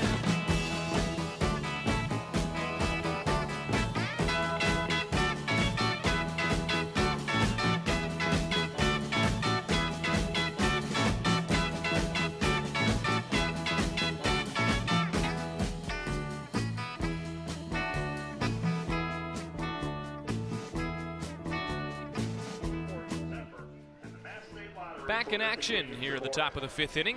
Chatham on top now, 2-1, as the A's took the lead in the bottom of the 4th.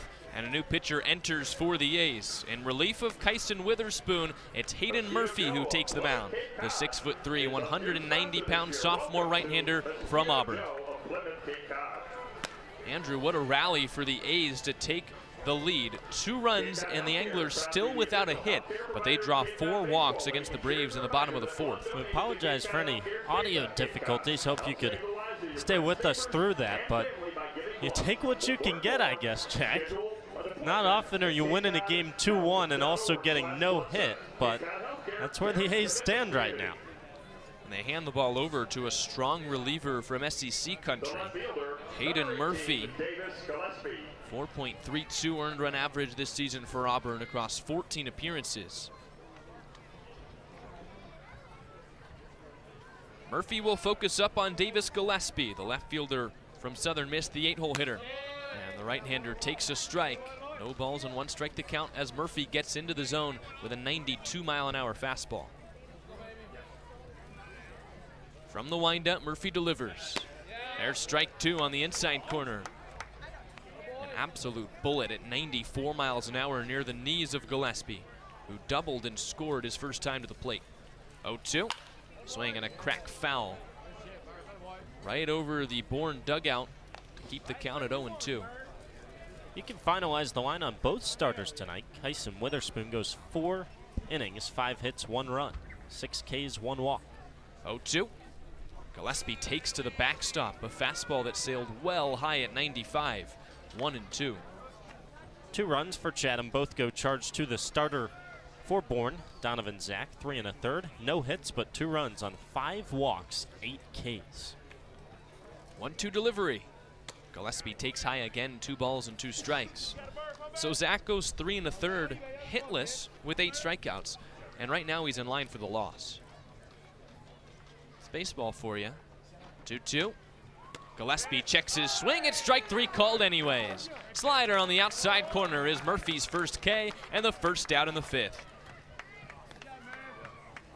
Second baseman, number 4, Clay Grady. I think Chatham learned that the hard way last night with how many walks they gave up. Same thing for Bourne with Donovan Zach tonight. 8 Ks is great. 5 walks won't help you. Clay Grady now the batter.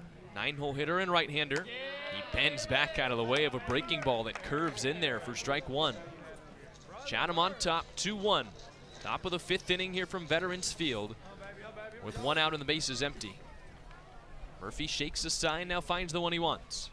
A 1 on the way, and it skips in low. 1 ball and 1 strike.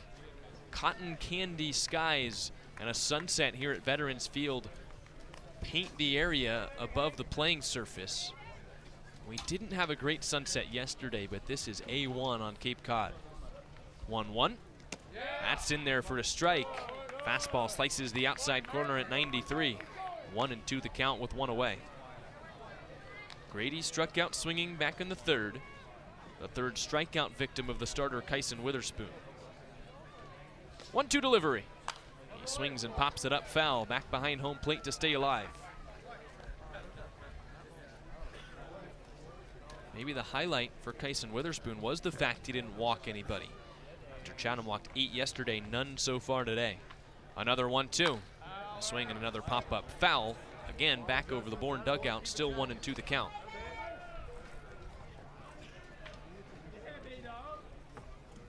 Murphy stares in at his sign from his Auburn teammate Ike Irish.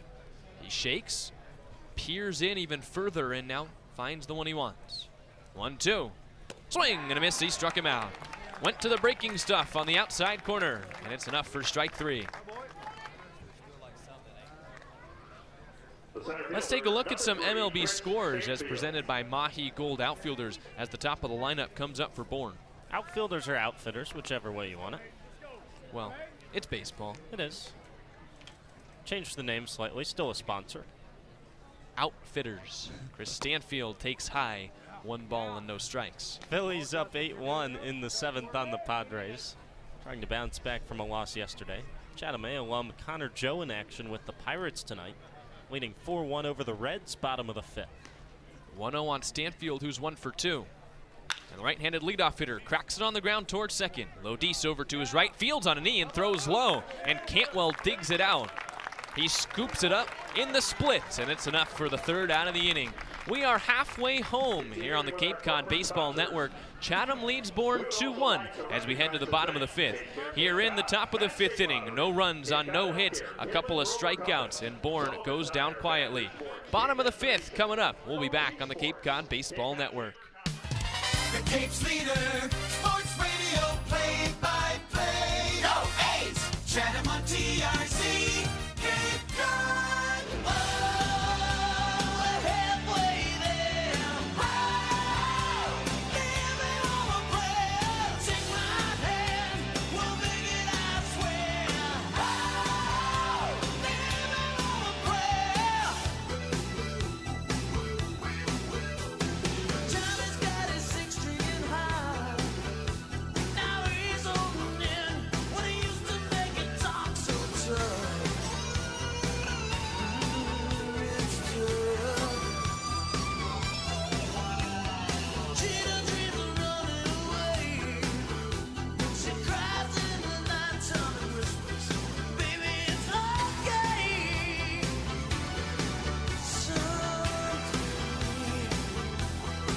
We gotta hold on to what we got.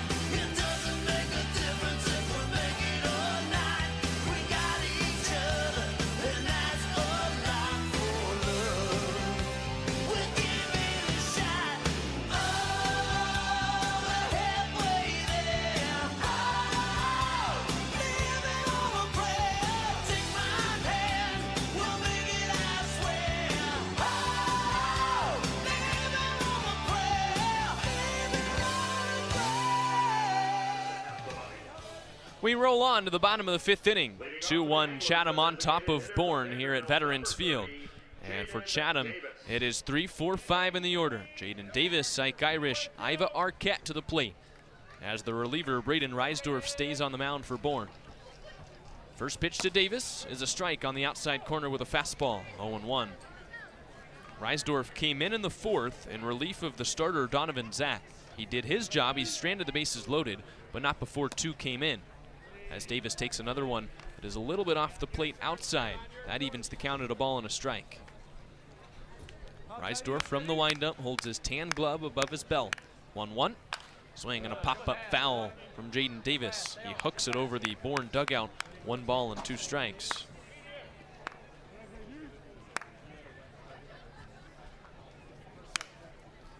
Chatham dugout trying to clap on Davis. 1-2, swing and a miss. He struck him out. 11th K of the day for Bourne pitching, and it's just the first out of the 5th. That's a lot. That's a lot.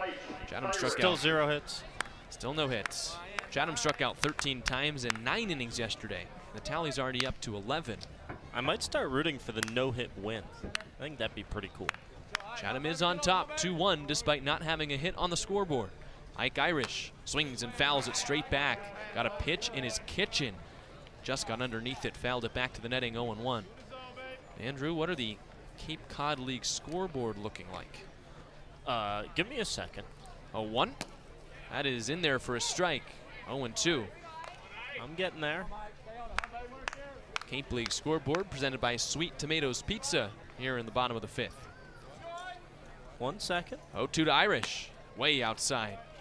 Crafty catch by Bodine, the catcher, who just flung his glove out there on ball 1. All right, we're ready. Wareham 4, Katuitt 1, top of the 9th in Wareham. Hyannis 8, Brewster 3, bottom of the 8th. 1-2. Irish strikes out swinging.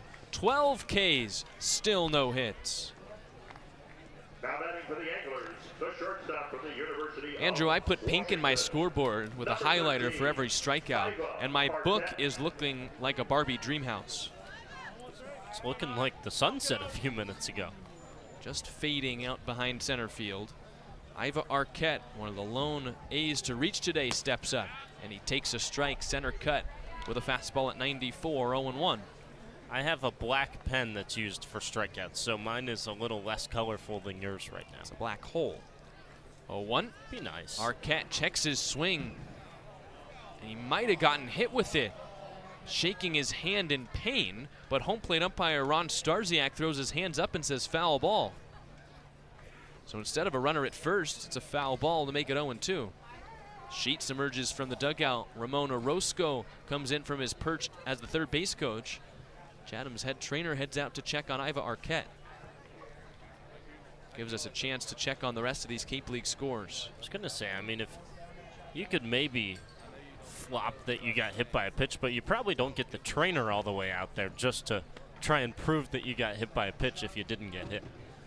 Harwich up 3-2. Oh no, that's final. They've won at YD tonight, so both those teams 2-1 now. The only undefeated team, Hyannis, who's up 9-3, bottom of the 8th. Chatham goes to Hyannis tomorrow, and Orleans has a 1-0 win over Falmouth in a battle of 0-2 teams. So Falmouth, the only winless team through 3 games. Falmouth had just 2 hits. Orleans had just 3. As our umpires here at Veterans Field continue to talk, they're about 20 feet down the first base line looking at Arquette, who now is gripping the bat and getting some practice swings off. It doesn't matter. He will get first base on the hit by pitch as the review comes in. And now Scott Landers, the manager from Bourne, comes up, palms pointed towards the sunset sky. He crosses his arms now as he tries to argue the call. I mean, I mentioned with the trainer coming at it, I'm pretty sure it hit him, but it's tough to just wait a minute, have a full minute-long conference, and then just decide it hit him after you ruled that it was a foul ball, and you don't have video review. It was 95 off the hands of Arquette. That was the final decision. So Chatham still without a hit, but making out to 6 walks and 2 hit by pitches. And Luke Cantwell is the batter. He walked and scored his last time up. Reisdorf deals, and it's down low with a fastball, 1 ball and no strikes. 2-1 Chatham, bottom 5. Runner at first with 2 away. Reisdorf working from the stretch. Arquette a big lead off first. He dangles his 2 arms in front of him. 1-0. Check swing from Cantwell. It's fouled back to the netting. 1 ball and 1 strike. The Hyannis Harbor Hawks, destination for Chatham tomorrow, pouring it on Brewster. 14 hits in that game through just 8 innings. Yeah, they're up to a 10-3 lead. They've had 2 runs since we just started telling you the scores. Again, the Cape League scoreboard presented by our friends at Sweet Tomatoes Pizza. 1-1 on the way. Cantwell takes strike 2, a fastball on the outer edge. 1 ball and 2 strikes as Cantwell shakes around, leaves the box in frustration. So more than likely the A's headed to a 3-0 Harbor Hawks team tomorrow. 1 ball and 2 strikes with a runner at first, 2 away. Reisdorf delivers, runner on the move, pitches outside, throw down from the catcher. It is on the money, in time, he's out. Strong tag from Houston on the laser throw from Bodine, and that ends the inning for Chatham. Another runner thrown out for the A's, and that means that Reisdorf faces the minimum. No runs on no hits for the A's. We head to the top of the 6th inning. 2-1 Chatham on the Cape Cod Baseball Network. Chatham A's on the air.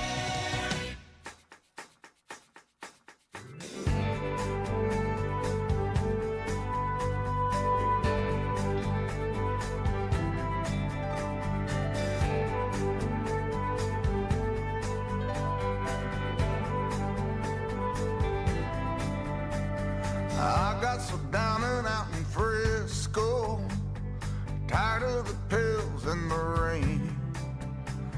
I picked up, headed for the sunshine.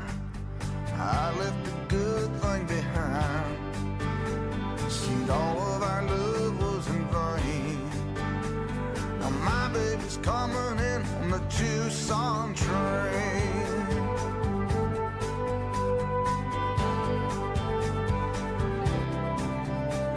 I come here looking for a new life, one I wouldn't have to explain.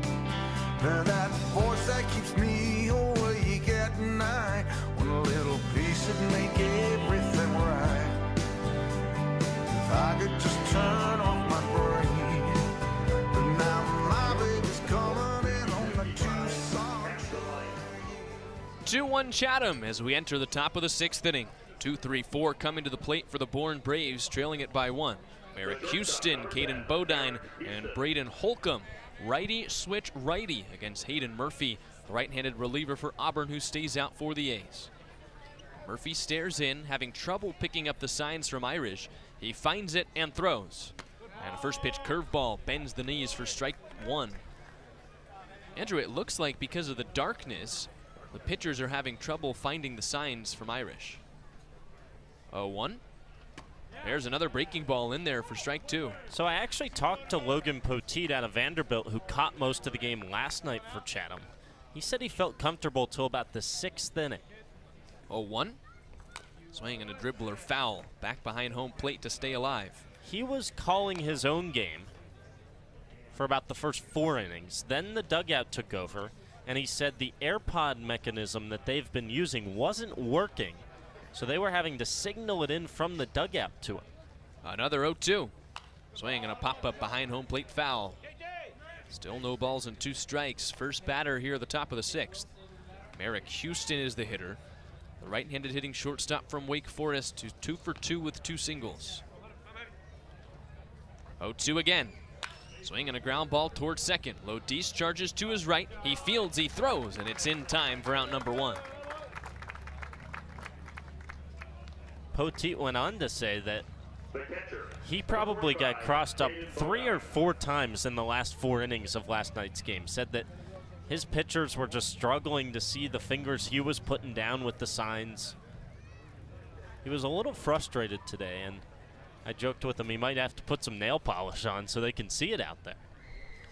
Batter is Caden Bodine, switch hitter batting left-handed, as again Murphy having trouble picking up the signals. He comes set from the windup and deals, and a first pitch curveball is low, 1 ball and no strikes. And the way you can tell that he's not picking up the signs well, he's moving his head from left to right like a bird. Staring in, and now he's got it. A 1-0 curveball is a little bit outside, 2 balls and no strikes. Murphy has plenty of experience pitching to Irish, those 2 teammates at Auburn. 2-0 on the way. Bodine cracks it in the air. Left field, but shallow as Bay ranges over, and he makes the catch for out number 2.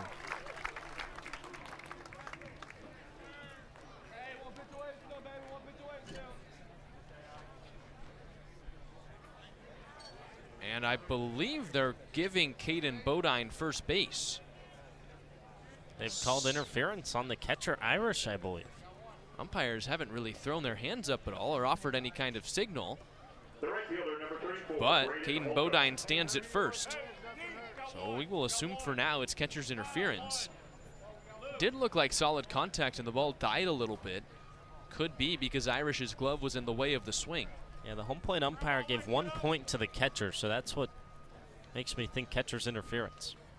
So Murphy will now need 2 outs to finish the frame, and he misses high with a fastball. It isn't John Bay in left field. Instead, it's Kyle Johnson, who came on as a defensive replacement. It looks like Bay might be in right field, where Will Gasparino was to start the game. 1-0. Braden Holcomb takes a slider down low, 2 balls and no strikes. Gasparino is 6'6". John Bay is not, and doesn't look like a 6'6" frame out and right. We'll bring you the defensive replacements as we find them out. 2-0. Check swing fouled off. Braden Holcomb tried to hold up on a high fastball, and he skewered it over the Bourne bullpen. 2 balls and 1 strike. Spot on there. Gasparino out. Bay over from left to right. Kyle Johnson in and left. It's been a tough day for Gasparino at the plate. He went 0 for 3 with 3 strikeouts. 2-0 offering. Swing and a miss. And the count moves to 2 balls and 2 strikes, rather, on the swing and a miss from Braden Holcomb. Holcomb is 1 for 2. Singled and was stranded at third in the 2nd inning, and then struck out looking in the 3rd. 2-2 from Murphy. Swing and a miss. He struck him out.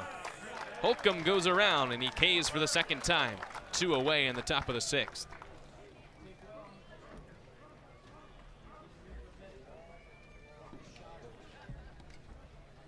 Batter will be Camden Kojal, with Chatham leading 2-1. Top of the 6th inning, 2 away runners at first. Kojal, the left-handed hitting DH from Vandy, is 0 for 2 with 2 strikeouts of his own today. Cantwell diligently holding the runner on at first. Murphy comes home, and he misses high with a fastball at 94. 1 ball and no strikes.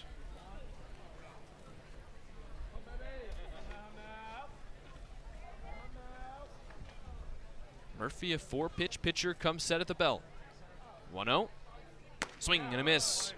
1 ball and 1 strike, a power fastball, which is one of 4 pitches. Also has a curveball, a changeup, and a slider, but it's been mostly heaters out of the Auburn closer's hand. 1-1 delivery. In there, strike 2 called on the inside corner. He took a little bit off, but painted the inside edge. 1 ball and 2 strikes. Sunset gone, darker skies up above. Bourne trailing 2-1 in the top of the 6th inning. 1-2. Up high, and Irish comes out of his crouch. He stares back to first and dumps it back off to Murphy on the mound. Deuces are wild, 2 balls and 2 strikes with 2 away.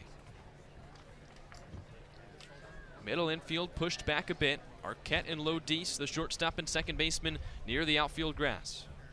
2-2 from Murphy. Swing and a miss, strike 3. Back-to-back strikeouts end the frame for Murphy. And we will head to the bottom of the 6th inning with Chatham still on top 2-1. No runs on no hits, a couple of strikeouts for the Braves. Heading to the bottom of the 6th, Chatham sends up Cantwell, Lodis, and John Bay. You're listening to Chatham A's Baseball on the Cape Cod Baseball Network. Don't go anywhere. Chatham A's on the air.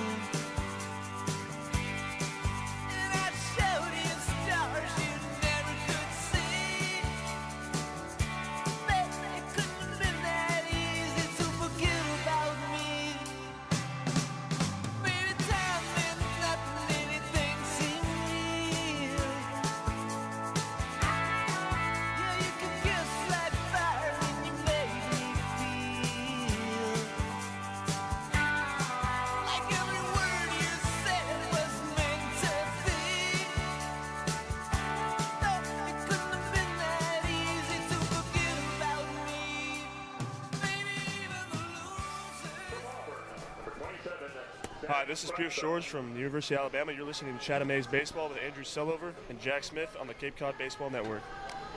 Chatham leading It's 2-1 A's as we enter the top of the 6th inning, and a new pitcher stands on the mound for the Bourne Braves. Zach Crotchfeld, the lefty from Texas Tech, comes in relief of Braden Reisdorf as the Bourne Braves look to continue to put up zeros. Andrew, they haven't allowed a hit yet, but they trail at 2-1. Funny how that works. Normally not how that works. But Crotchfeld enters, and what has been a dominant pitching day for Bourne. Let's get that out of the way. 12 strikeouts for the Braves in the first 5 innings of A's hitters, and Crotchfeld will look to continue on. A 6.14 ERA this past season at Tech. 7 1/3 innings, he struck out 10 to 6 walks. It'll be the lefty Cantwell to lead things off for the Chatham A's. Behind him, 2 righties with Kyle Lodise and John Bay.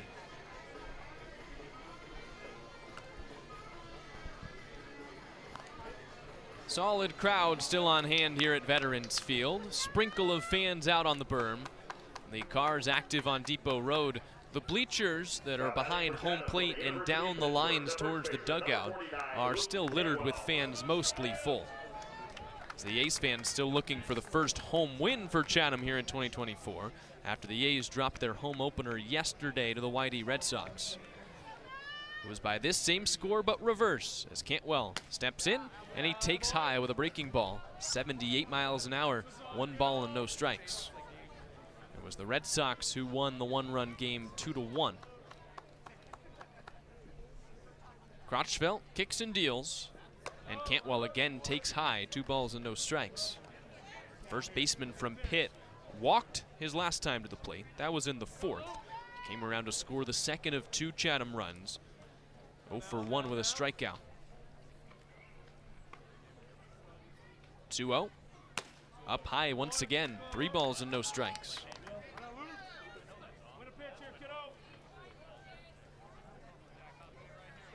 Seven walks already for Chatham today. No hits. Crotchfeld looking to avoid an 8th. And he misses down low. A fastball, not particularly close off the inside corner. It's the 8th walk of the day for the Anglers to start the 6th. Georgia Tech, number 24, Kyle Lodise.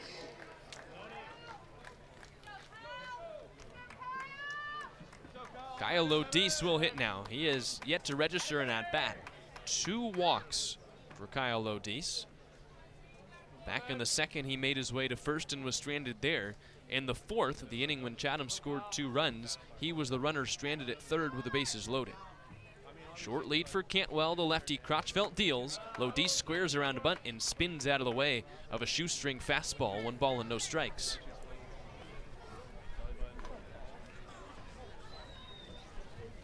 Lodise digs out the back of the box. Formerly gray cleats, now dirt tan. 1-0. Takes a strike on the outside corner as Crotchfeld finally finds the zone. 1-1 the count. 2-1 Chatham, bottom of the 6th inning. No hits yet for the A's. What a 1-run lead. Cantwell shimmies, turns his knee off first base. 1-1. Lodise takes inside, 2 balls and 1 strike. As good of a pitching performance as it has been, you can't really get away with walking as many guys as Bourne has walked tonight. 8 is where the tally stands so far. Tack on 2 hit by pitches. Cantwell dancing. Does not draw a throw as the pitch comes inside. Again, Lodise pulls back the bunt. It's 3 balls and 1 strike. And he's basically offering you an out. Bodine will go out and probably tell that same thing to Crotchfeld, his lefty. I guess it's easier said than done, though. Kyle Lodise is 1 for 2 this season. That hit was a double that came last night. Today, as we mentioned, 2 walks. The All-Peach Belt Conference performer at Augusta this past season, transferring to join the Georgia Tech Yellow Jackets next year.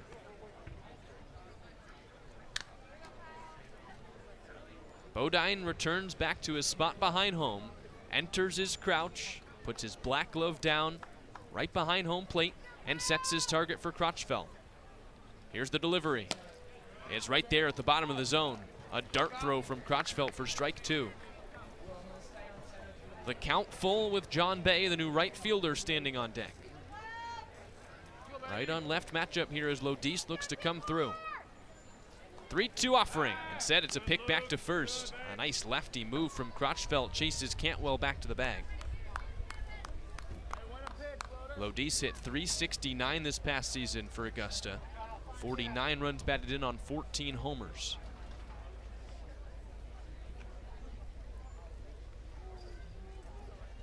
Now the 3-2. Lodis dribbles it down the third base line. It's foul as Penny grabs it behind the third base bag. Andrew, the underrated part of today's game, we still have just 2 balls put in play by Chatham. One play made by Penny, one made in left by Gillespie. I thought you were going to say that Chatham was getting no hit. Chatham has no hits. Yeah, we've harped on that a lot. 5 for Bourne, but the A's do lead. It's not your normal no-hitter. Easy night for the defense for Bourne, I guess. Probably boring. 3-2. Swing and a miss. Lodi strikes out swinging. Power fastball at 93 by the bat of the right-handed hitting second baseman. And that brings up John Bay with 1 out. 13th strikeout today for Bourne. Equals the total for Chatham batters last night. In 9 innings. Right now we stand in the 6th. 2-1 Chatham, the home team here today at Veterans Field. And Bay comes up with a strikeout and a hit by pitch to his name. Tall right-handed hitter, back of the box, close stance. And he unloads, deep center field. Racing back, Stanfield looks up. It's over the bunting and gone.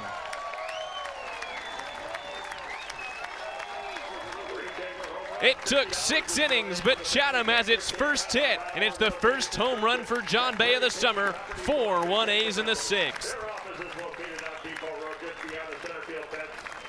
That one fell in the same spot as Gasparino's from last night, and it builds the Chatham lead up to 3. No longer a no-hitter, Andrew. It's over. If you're going to end it, that's the way to do it. John Bay, powerful swing to center, and it brings up Stripling. That is in there for a strike at the top of the zone.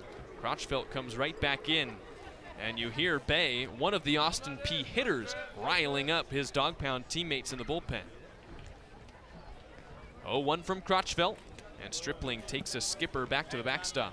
1 ball and 1 strike. 3rd ball put in play for Chatham tonight. Still no work for the defense. Well, it was a bit of a sprint for Stanfield. His first play was him running back to the wall. 1-1. Stripling takes a bender at the top of the zone, strike 2 call. So it's 4-1 Chatham, bottom of the 6th inning, on the first hit from the A's today. Crotchfeld set. The 1-2 home lefty-lefty. Stripling tries to check his swing. He goes around, strike 3. So Crotchfeld picks up his 2nd strikeout of the inning, and there's 2 away, bringing up Austin Over. Number 9, Austin Over.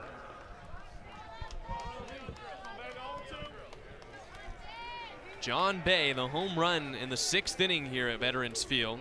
He had 24 this past season for Austin P, and he picks up his 1st of the summer. Over and squares to bunt. He pushes at it, and he ends up empty. No balls and a strike. Bay, the 2nd team All-A-Sun selection this season, pushing the Chatham lead 4-1. 2 outs, bases empty. 0-1 to Over. It's down low with a breaking ball. 1 ball and 1 strike.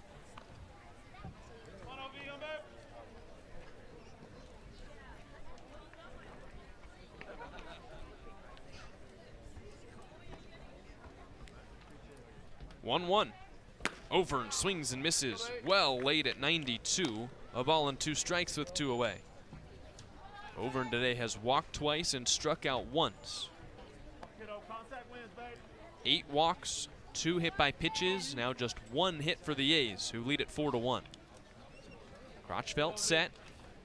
Glove hidden behind his tan glove. 1-2. Over and takes off the plate outside as Crotchfeld falls over on his plant foot. 2 balls and 2 strikes. Sent him spinning down the right part of the mound towards the Chatham dugout.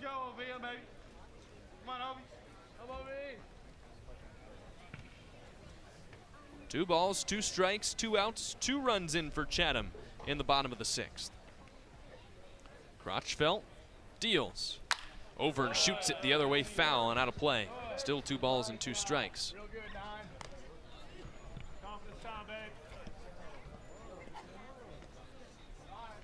Still 2-2 on Overn, trying to reach for Kyle Johnson. It would be Johnson's first at bat today. He stands on deck.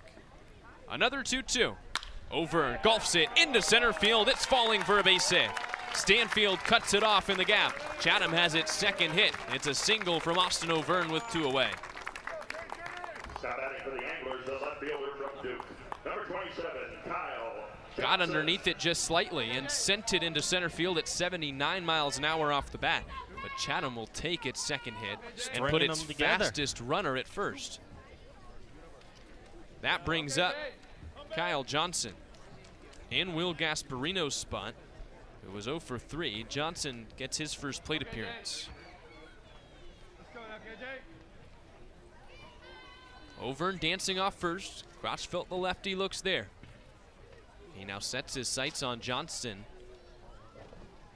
A long pause. We wait, and it's a pick to first. Chatham certainly aggressive under Sheets on the base paths. Handful of caught stealings over the last few days. Not a spot where you would shut down the running here, though. 2 outs. Another pick to first, and Overn safely back in on his feet. Safe to say the fastest guy on the roster over there, so I say just keep the green light on. Overn did steal a base when he walked in the first inning, was stranded at third. First pitch to Johnson. He's late on the fastball, swings and misses, 0-1. Johnson, 2-way player at Duke, has gotten 4 at-bats already this summer for Chatham. Still searching for a batting average. 3 of his 4 times at the plate he's struck out. 0-1, no, a pick back to first, and over and again back to the plate. Overn hasn't had to dive yet, Andrew, but Crotchfelt feels his presence over at first. A lot easier that way when you're a lefty. It's not easy to ignore Overn dancing around over there. 0-1. Johnson takes breaking ball off the plate inside. 1 ball and 1 strike. It's right around the peripheral vision of the lefty Crotchfelt.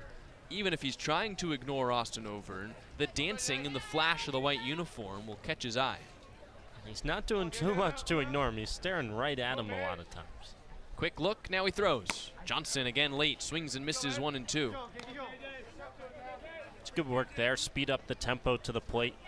Keep Overn off guard over there. Prevent him from getting a good jump. Chatham down to its final strike in the 6th with a 4-1 lead for the Anglers. First 2 A's hits have come in this inning, including the 2-run blast from Bay. As a half-hearted toss goes over to first, and Overn wasn't even off the bag. Pitch clock was down to 2. In the major leagues, you only get 3 disengagements, and if you don't get him the 3rd time, the runner gets to advance a base. That rule does not exist in college, nor on the Cape. 1-2 pitch, over and goes. A swing and a foul off the bat of Kyle Johnson. Clanks off the catcher Bodine and rolls to the backstop. So Overn will head back to first.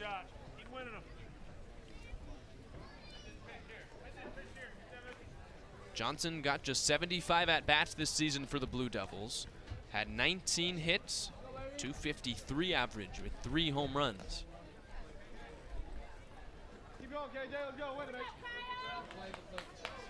Crotchfelt stares in, shakes a couple of times, finds his sign. As Bodine now stands up from out of his crouch, he wiggles his finger to call for a new sign, and we'll do it all again. 1-2, 2 away. Runner at first is Austin Overn. And now Bodine again out from his stretch. He sprints out to the mound. Clearly the Braves don't have these signs worked through. And Bourne has the wristwatches that will pop up with the signs, so it's not a problem like we talked about with Chatham of putting down the signs and not being able to see them. Just can't get on the same page. We'll see if we finally get the 1-2 pitch. We do. And it's down in the dirt. Skips away from Bodine. And over and takes second base. No throw from Bodine, who had to race down the third base line as the ball went about 25 feet. And Overn moves his way into scoring position.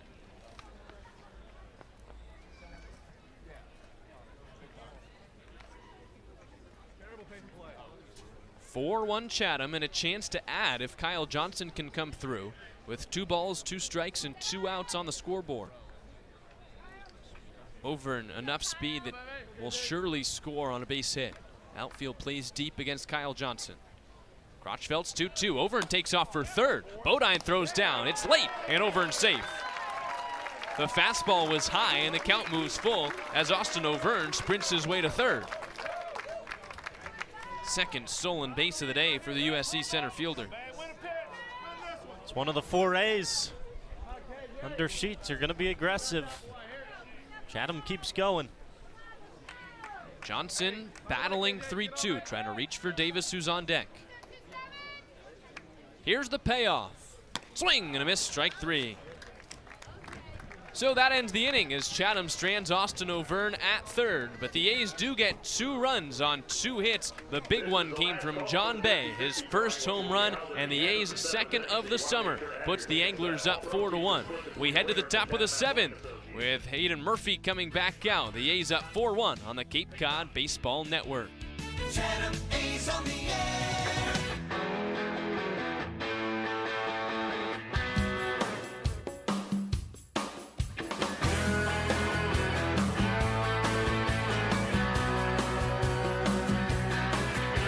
Sun coming up over New York City. School bus driver in a traffic jam, staring at the faces in a rearview mirror, looking at the promise of the promised land. One kid dreams of fame and fortune. One kid helps pay the rent. One could end up going to prison. One just might be president.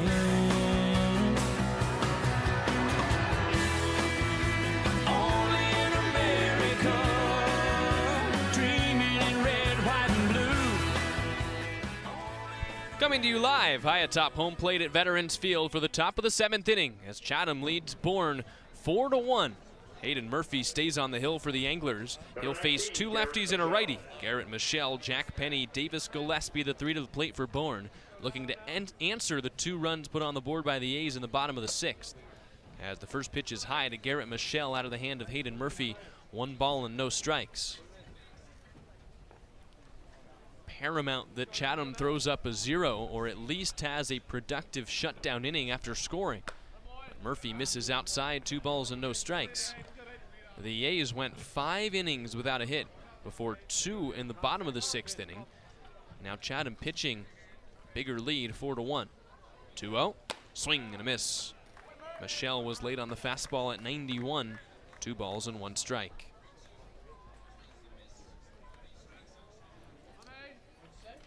Murphy stares in from the windup, he deals and misses outside, 3 balls and 1 strike.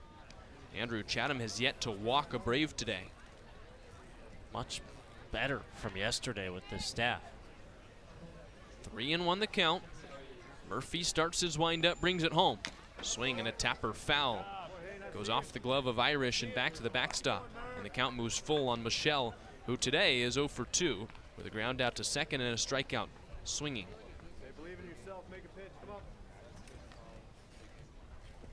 Murphy offers it up. It's strike 3 called on the outside corner. Froze him with 93 at the knees for out number 1. The 11th strikeout for Chatham pitching today. It was a message felt throughout this staff that we got to stop walking guys after what happened yesterday. Griffin Herring stated it in the postgame interview yesterday. A couple guys reiterated that pregame today, and that message has been felt and responded to. Here's the lefty Penny, and he takes a strike on the outside corner. Fastball, 93 miles an hour. No balls and 1 strike. 4-1 Chatham, top of the 7th here at Veterans Field. 0-1. Penny takes another strike, again right on the outside corner. This time Murphy took a little off with a changeup at 85. The same spot to make it 0-2.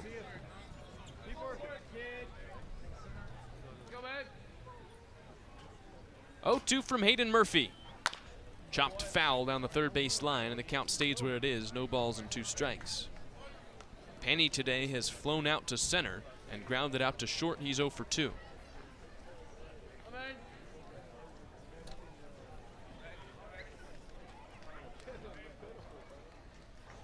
Murphy again wiggles as he tries to find the sign. He shakes as if he can't see it from Irish, and now he finds it. From the windup, down the hill, 0-2. Off the plate inside with a breaking ball, 1 ball and 2 strikes. Really impressed with Hayden Murphy's ability to mix up his pitches. That's a beautiful back foot slider. Not for a strike, but trying to draw a swing. 1-2. Just off the plate outside with a fastball, 2 balls and 2 strikes. Maybe Irish is trying to put down a fastball, and he can't see it, and so then Murphy's got to vary it up. I kid.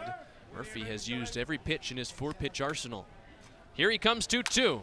Bounced back up the middle. Arquette charges. The shortstop has it near the second base bag. He throws to a low Cantwell in time for out number 2. For the second time today, Penny grounds out to short, and there's 2 away, which will bring up Davis Gillespie. The left fielder, number 18, Davis Gillespie.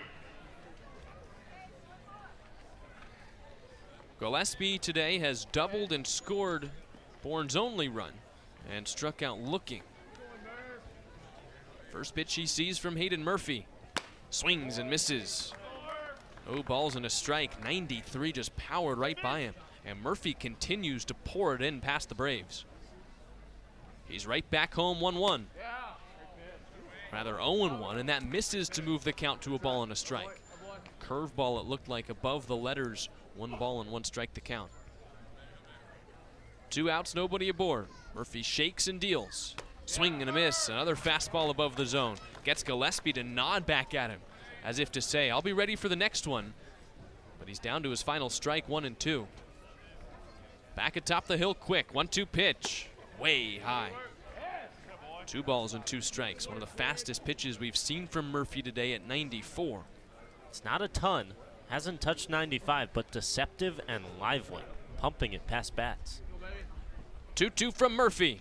Swing and a miss. He struck him out. A big shutdown inning from Hayden Murphy. And that'll send us to the 7th inning stretch. 4-1 the score with Chatham on top. And we'll send it over to PA man Peter Burns for the 7th inning stretch. The original 7th inning stretch Hall of Famers. All right, we're coming down. We're coming down here. How are you? Good. You gonna take me out to the ball game? Good. All right, here we go.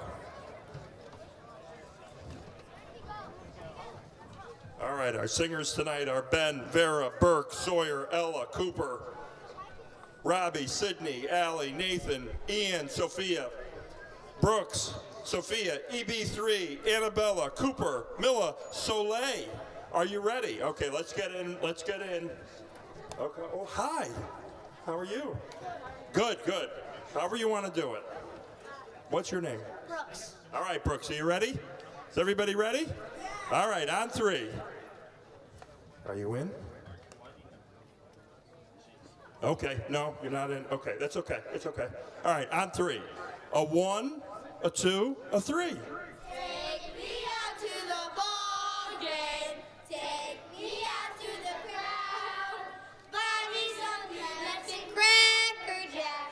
I don't care if I ever get back, so it's room for the holders. If they don't win, it's a shame. So it's 1, 2, 3 strikes, you're out in the old ball game. All right, let's Let's hear it for Ben, Vera, Burke, Sawyer, Ella, Cooper, Allie, Nathan, Ian, Sophia, Robbie, EB3, Annabella, Mila, Soleil, and Sydney. Let's hear it. Take me out to the ball game. Take me out to the crowd. Buy me some peanuts and Cracker Jack. I don't care if I never go back. Bottom of the 7th here at Veterans Field. I'm Jack Smith. He's Andrew Selover here high atop home plate on the press box on the third base side as Chatham leads at 4-1 over the defending champion Bourne Braves. New pitcher in, Bo Bryans deals the first pitch. It's bounced right back to him off the bat of Jaden Davis. He spins and throws to first. A little errant, but it's right there for the first out of the inning. Well, one pitch, one out for Bo Bryans. Another lefty on this roster for Bourne. The third different one to throw today.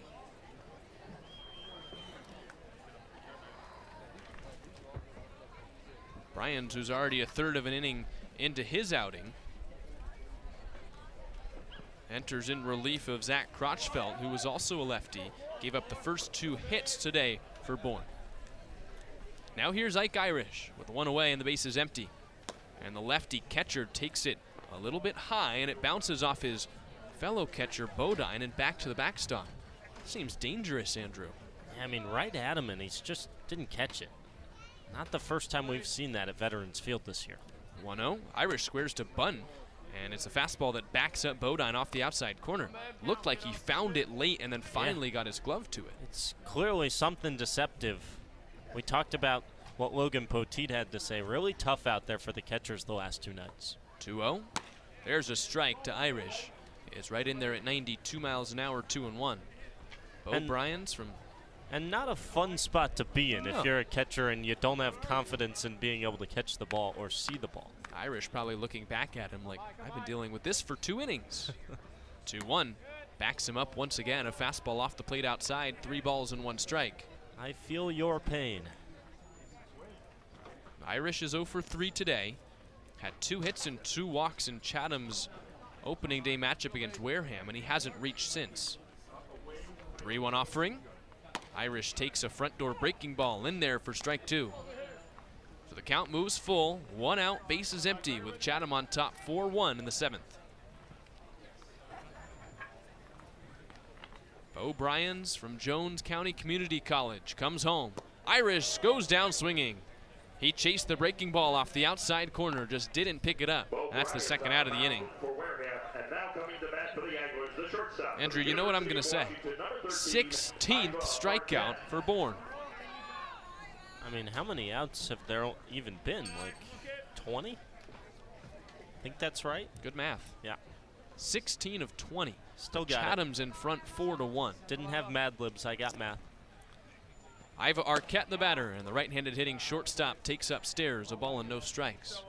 Bryans this past season for James County, 70 2/3 innings pitched. He spun a 3.44 earned run average. 1-0 home, and Arquette takes inside 2-0. And unlike some of the pitchers we've seen come on and pick up Ks today for Bourne, Bryans is a big strikeout pitcher. 110 Ks in 70 2/3. Looking for a 1-2-3 inning in his Cape League debut. And he spins a breaking ball on the outside corner for strike 1. Base is empty, 2 outs. Chatham on top 4-1 as the Anglers look to improve to 2-1 with their first home victory here tonight at Veterans Field. 2-1 pitch. Arquette takes it in the dirt. It skips off the chalk of the batter's box. 3 balls and 1 strike. Arquette struck out in the first. He walked and scored in the 2-run 4th for Chatham before he was hit by a pitch and thrown out trying to steal in the 5th. He awaits the 3-1 as it comes home, and he takes a strike on the outside corner. Fastball at 92, pushes the count full. 3-2, 2 outs. Arquette trying to reach for Luke Cantwell, who's on deck. Here we go. Payoff on the way. Arquette strikes out swinging. 17th strikeout for Bourne. And that ends the bottom of the 7th inning. We will head to the 8th with Chatham on top 4-1.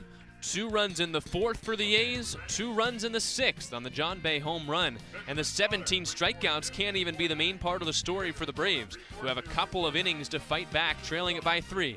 They want to avoid falling to 1-2, coming off their championship last year. I'll hand it back over to Andrew Selover for the play-by-play. You're listening to Chatham A's Baseball on the Cape Cod Baseball Network. Sports Radio, play-by-play.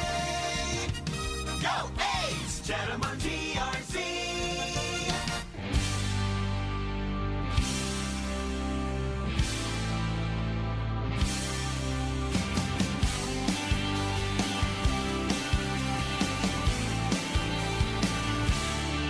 I spent 20 years trying to get out of this place. I was looking for something I couldn't replace. I was running away from the only thing I've ever known.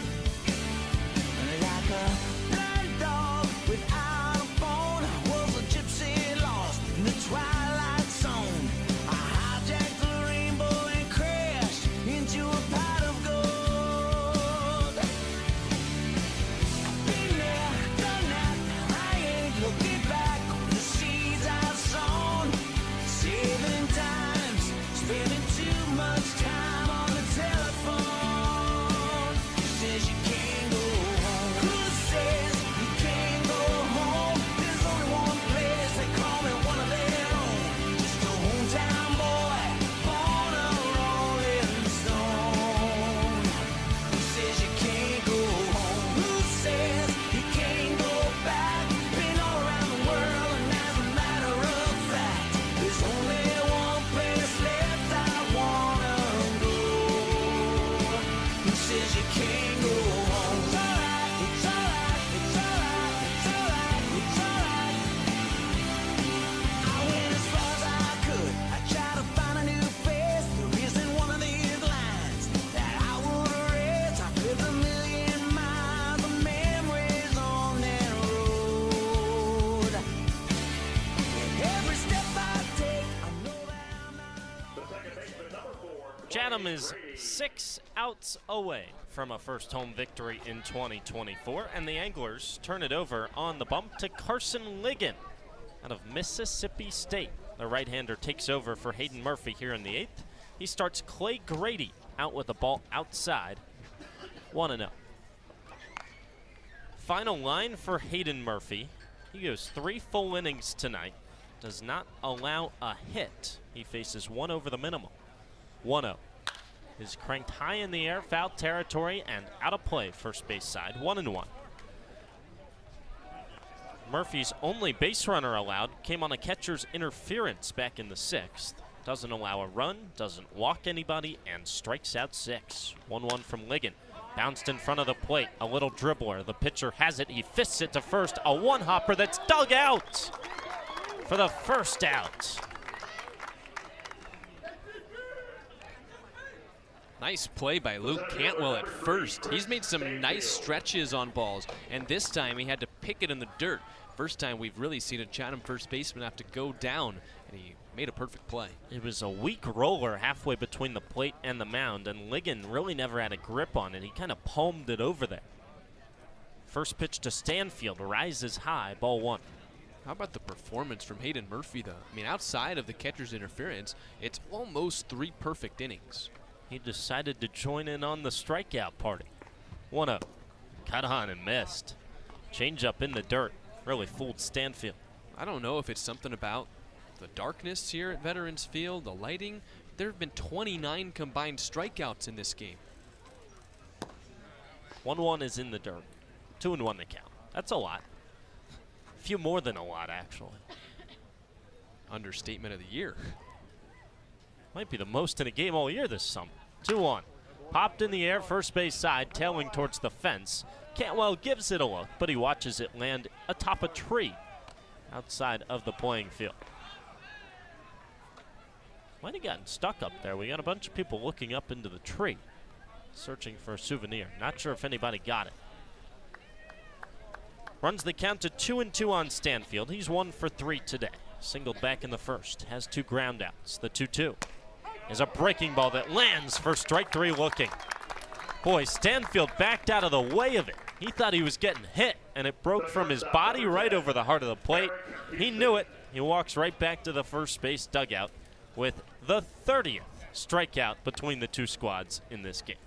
13 for Chatham, 17 for Bourne. That was a beautiful breaking ball from Ligon. Have to imagine that was the slider. He throws a fastball, changeup, and the slider.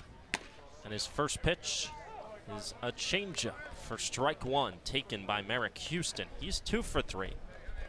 Has 2 of the 5 hits for Bourne. 0-1 from Ligon. Heater dots the outside corner of the righty. 0-2.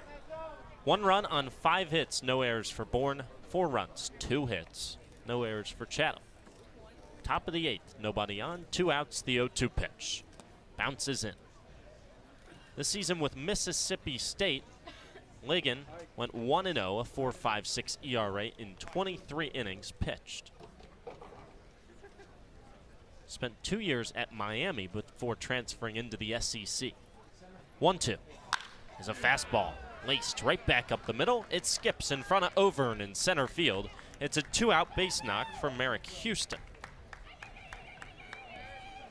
The catcher, number 45, Caden Bodine. One bright spot today for Bourne has been Merrick Houston from the 2 spot. The Wake Forest shortstop's got 3 of the 6 hits for Bourne.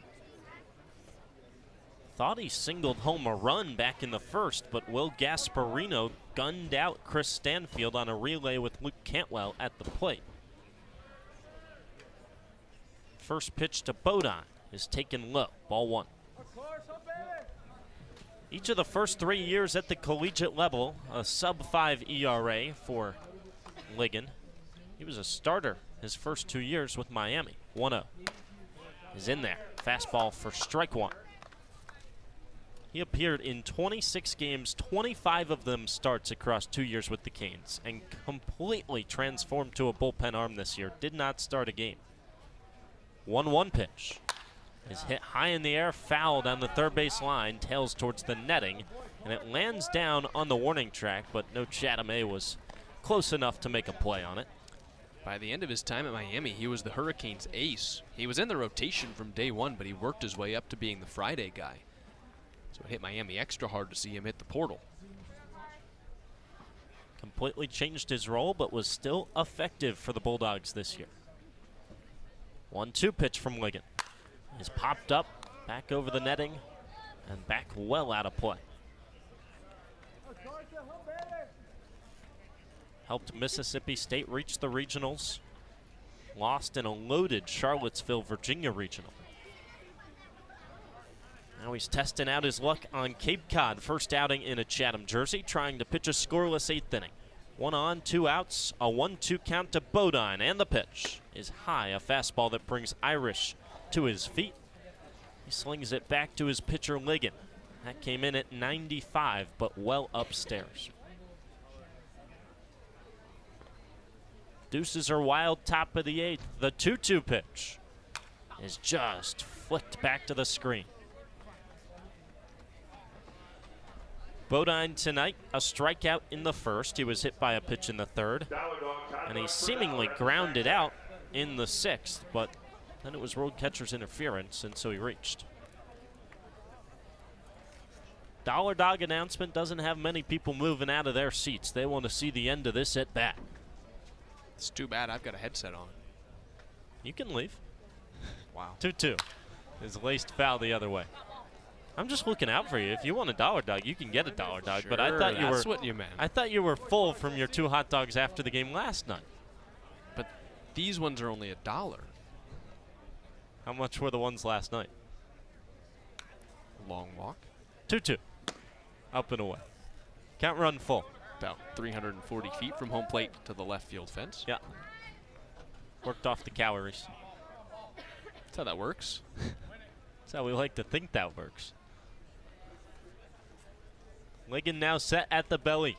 He's ready for the 3-2 pitch. Runner goes, and it's popped out of play. A long battle here.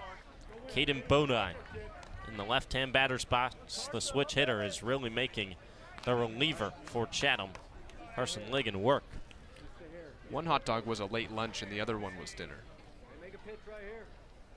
The difference? Not much. Ready for another 3-2 pitch. Ligon comes home, runner goes, and it's grounded in the hole. It's short. Backhand stop Arquette. He throws on the run to first, and it is in time with a backhand scoop from Cantwell. Big time major league play from Iva Arquette to prevent the tying run to come to the plate here in the top of the 8th. He arranged to his right with the backhand stopped and threw across his body, momentum taking him to left field on a line, and before it skipped off the dirt, Luke Cantwell had it in his glove to beat out Bodine by a half step. Carson Ligon comes out of the bullpen for Chatham. He tosses a scoreless top of the 8th. Bourne goes down on no runs, 1 hit, no errors, and 1 man left on. Headed to the bottom of the 8th, 4-1 Chatham here at Veterans Field on the Cape Cod Baseball Network.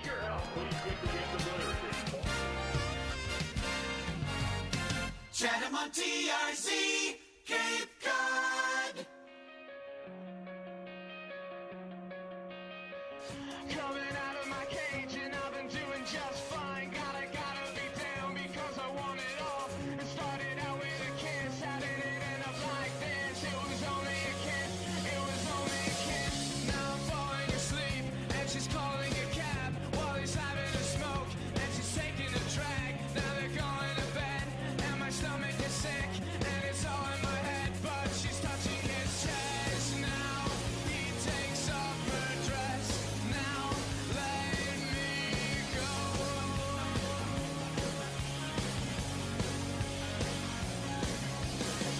And I just can't look, and it's killing me and taking control. Jealousy turning saints into the sea, swimming through sick lullabies, choking on your alibis. But it's just the price I pay. Destiny is calling me. Open up my eager eyes, 'cause I missed the bright side.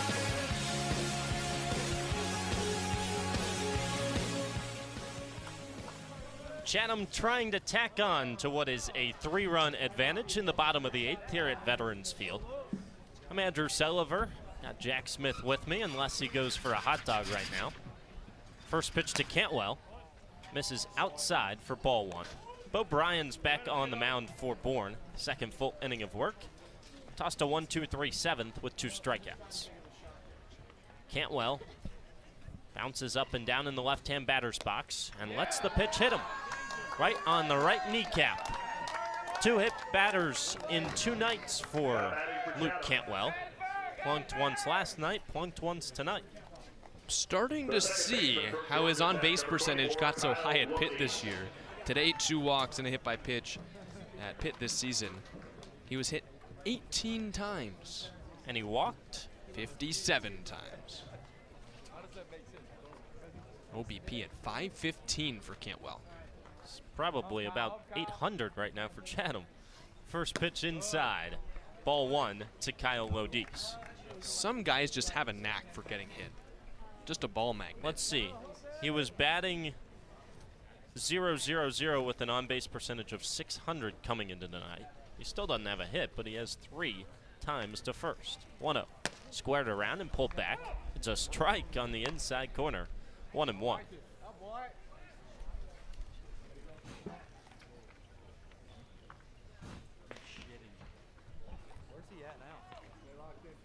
Lodis taps the plate, puts the barrel behind his head, waves it around, staring out at Bryans. He pitches, and it's upstairs, ball 2.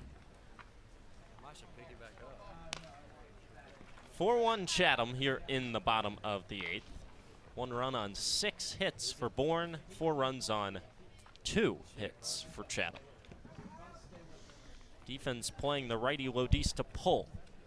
The pitch, he squares around and pulls it back, and it misses inside. Just brushed past the pinstripe pants on the righty. 3-1 the count.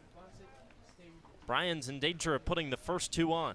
He hit Cantwell. He's behind 3-1 to Lodis, and he pitches, and he peppers the inner half with a fastball. Strike two. Lodis has also seen his fair share of trips down to first tonight. He's walked twice, struck out once. He awaits the full count pitch, and he takes it high. Chin music for ball four. A hit by pitch and a walk, and Chatham has the first two aboard in the eighth, trying to expand what is a 3-run advantage. Number 10, John Bay. Every pitcher tonight for Bourne has struck out at least two and has given up at least a walk. John Bay digs in, last time to the plate, a 2-run homer. The first pitch, inside for ball one. 17 walks don't really matter, or 17 strikeouts, I was gonna say. Don't really matter as much if you walk 9.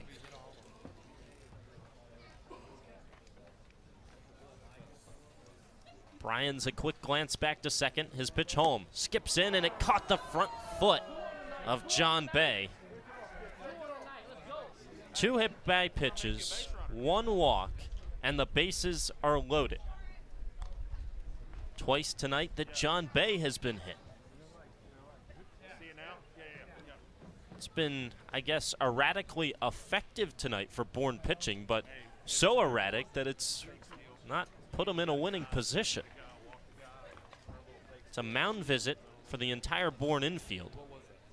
There is no call to the bullpen from manager Scott Landers, who came out, and it was a quick visit. Didn't even need Ron Starziak, our home plate umpire, to go out there and break it up. So the base is juiced with no hits. It's about how it's gone for Chatham tonight. 4 runs on 2 hits so far. And the 9-hole hitter Landon Stripling is up to the plate to try and open up a big advantage for Chatham. Infield comes in at all 4 positions. The pitch misses low. Sinker out of the hand of Stripling, out of Bryan's at 92, taken by Stripling. Left on left here. 1-0 pitch. Rides outside, 2-0. At this point, it's got to be taken till you see a strike. Maybe 2. All 4 infielders have at least their toes on the edge of the infield grass. They all come creeping in as the pitch comes. And that misses low. A slider that dips below the knees, 3-0. Really looking like summer ball today. Just a group that hasn't found the zone. Chatham about to put another run on without a hit. If the 3-0 can't find the zone. Here it comes. And it's outside, a 4-pitch RBI walk for Landon Stripling. Double-digit walks tonight from the Bourne staff. Chatham leads it 5-1. Still 2 hits in the game for the Anglers, and that's it. I really don't know whether to be impressed or disgusted with this Bourne staff today. 17 strikeouts, but 10 walks. Like, you want to applaud the positive, but you can't ignore the negative. Right now, I think the negative outweighs the positive. First pitch outside to Auvergne. Which is crazy to say about a staff that struck out 17 in the first 7 innings of the game. Quite literally, this might be the most strikeouts from one staff in a game all summer. And yet they're losing 5-1. 1-0 pitch. Taken. Strike on the outside corner. If you go to any fan in the Cape or in Bourne and say your pitching staff's going to strike out 17 and give up just about 2 hits, you'd feel pretty good about your chances. 1-1 pitch. Outside. No, a late strike call on the outside corner to the lefty Auvergne. 1-2. If this were Aggieland and we were in College Station, you would have heard the ball 5 chant a whole lot tonight. 1-2 home. Taken. Outside. 2-2. Cantwell led off the inning. He was hit by a pitch. He's now home to score. Lodis walked. Bay was hit by a pitch. Stripling walked. 2-2 to Auvergne. The pitch. Swing and a miss. Waved right through the 94-mile-per-hour fastball. It's a strikeout and a much-needed one. Counter up to 18 for this Bourne staff. Chatham may very well end up winning, but definitely won't feel happy about the offensive performance today. 18 strikeouts, no matter what, no matter how you slice it. Something that you need to eradicate as the season goes on. First pitch to Kyle Johnson, tipped into the mitt of Bodine. 0-1. We talked about during the game yesterday that YD in its season opening game struck out 15 times, and even that was high. The pitch home, taken high, ball one. And it is rather surprising considering that Chatham barely struck out against Wareham on opening night. It's been an interesting start to the Cape League season. 1-1 from Bryans. Way high. Not close. 2-1. Chatham only K'd 5 times in that 7-inning game at the Gateman. The number jumped up a little bit yesterday, and today it's hit sky high. 2-1 to Johnson. That one's on the inner half. Strike 2. I mean, it's borderline impressive to score 5 runs and strike out 18 times. And have 2 hits. That is one way to put it, that is for sure. It's one of the more bizarre stat lines you'll hear. 2-2 to Johnson. Cut on and missed. Back-to-back Ks for Bo Bryants. Infield can retreat back to its standard position. Now batting for the Anglers, the designated hitter from Vanderbilt, number 30, Jaden Davis. If Bryans can keep it right here at 4 runs the advantage, it gives his offense at least a little bit of a chance. 4, 5, 6 due up for Bourne in the top of the 9th. Jaden Davis in the pitch. On the outside corner to the righty. 0-1. The difference between 4 and 5 runs is massive. If you keep it at 4, you have a chance to tie the game with just 1 swing. Davis awaits the 0-1. Cut on and missed. High fastball, right through it. 0-2. The other thing, Chatham had 1 run in already in the inning and the bases loaded, nobody out. Now back-to-back Ks and an 0-2 count. Bryans deals, and Davis takes, and a good stop on a skipper into Bodine. Got the glove to it. That keeps the base runners put for now. Lodi standing at third. Bay leading off of second, and Stripling on top of the bag for now at first. Now he takes his 3- and 4-step lead, not held on. He looks on as Bryans ready. The 1-2 is bounced at the plate. It rolls up the third base line. The throw has to go to first, and it's on target as Bodine comes out from behind the dish and fires a seam to first to end the inning. Chatham goes for 1 run on no hits. No errors in the field from Bourne as we head to the top of the 9th. The A's leave the bases loaded. 2 walks and 2 hit-by pitches allow for 1 more run from the Anglers, who have 5 runs on 2 hits through 8 innings. Chatham on TRZ, Cape Cod.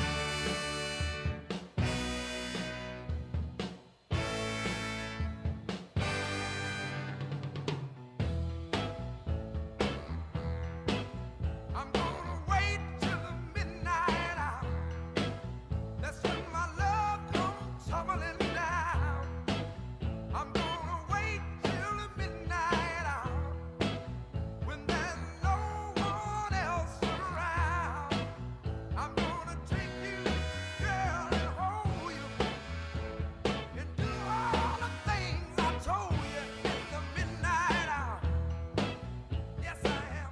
Oh, yes, I am. One more thing I just want to say right here. I'm gonna wait till the stars come out and see that twinkle in your eyes. I'm gonna wait till the midnight hour. That's when my love began to shine. You're the only girl I know that really love me so. Hi, this is Ivan Arquette from Washington. You're listening to Chatham A's Baseball with Andrew Selover and Jack Smith on the Cape Cod Baseball Network. Go Dogs. Go Dogs for both the Huskies of Washington and I guess Chatham. And the Dog Pound trying to close out its first home victory here in the top of the ninth. Carson Ligon, the righty out of Mississippi State, stays on the bump to try and do that. Another dog. Mississippi State would be a save because he came in what was a 3-run game. He faces Braden Holcomb and starts him with a fastball that's dribbled to third, charging Stripling, gloves, throws to first, not in time. Just not hit hard enough for Holcomb. And Stripling was well behind the bag, so he couldn't get there and get the throw in time to first. An infield single leads off the ninth on one pitch from Braden Holcomb, and that brings up Camden Kojal. It was hit so soft it didn't even register on the TrackMan that hands out exit velocities. Very weakly hit, but right now Bourne will take any spark. Kojal digs in from the left side. The righty Ligon set from the stretch. The pitch. Fastball, wave and a miss. 0-1. John Bay's home run was hit so hard that didn't register on TrackMan. Can't tell you how far he hit it. Wouldn't tell me. Came close to 400 feet. It's 385 to dead center, and he planted it up the berm. 0-1. Line back to the netting quickly. 0-2. I would venture to guess 390. Right about what Gasparino hit it last night. They were almost the same. Yeah, both pretty much snuck over the wall. Similar parts of the park. On a line, too. Didn't get too far up in the air. Ligon searching for out one. He looks over to first. Now sets his eyes on home and deals. And skips it in. It bounces away to the backstop past Irish. A free 90 feet from Holcomb. He advances to second.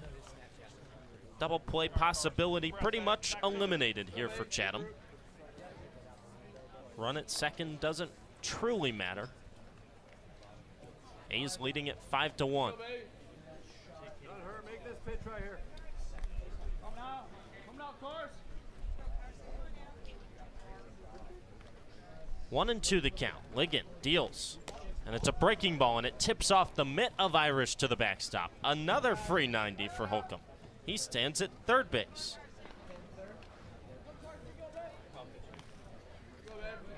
Two wild pitches out of the hand of Carson Ligon. Now the count even at 2-2. Kojal awaits. Ligon deals. And he gets a swing and a miss.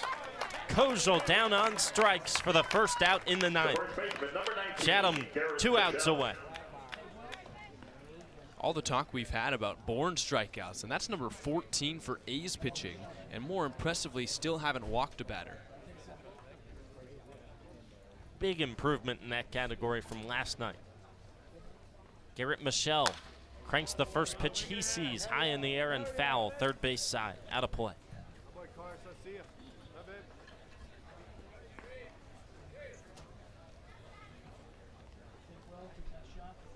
Ligon, glove to his A on his white pinstripe jersey. Now he's set, and he comes home. And it's a fastball that just missed the outside corner. 1-1 the count. Chatham 5, Bourne 1 here in the ninth. 7 hits to 2 hits in favor of the Braves. 1-1 pitch is a breaking ball, bounced right back to the mound. The runner from third doesn't go. Ligon can't glove it. It squirts under his glove, and everybody's safe. Holcomb stays put at third, and Michelle legs it out at first. An infield single, the ruling. Now batting the third baseman, number 11, Jack Penny.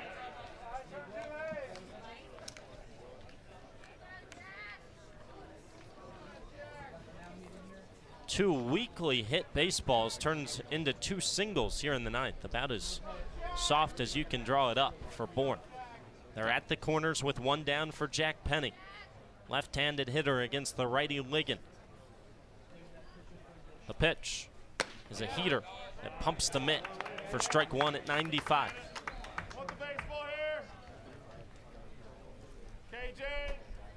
No saves this season out of the bullpen with Mississippi State for Ligon. Trying to pick up one here. 0-1. is a heater. This is inside, 1-1. Carson Ligon came into the game in the 8th. He faced one over the minimum, retired the first two he saw, gave up a hit, and then pitched to a ground out. His 1-1. It's a bender that lands for strike 2 called. Single from Holcomb to start the 9th, and a strikeout from Kojal. And an infield single from Michelle brings up Jack Penny. He's down in the count 1-2 with one down here in the 9th. A's by 4. 2-strike pitch. High for ball 2. Chatham tomorrow in action on the road before an off day on Wednesday. A's take on Hyannis at 6 o'clock. Pregame show starts at 5:40. Hope you'll join us. 2-2 home. It's just nicked back to the foul netting. Stays 2-2.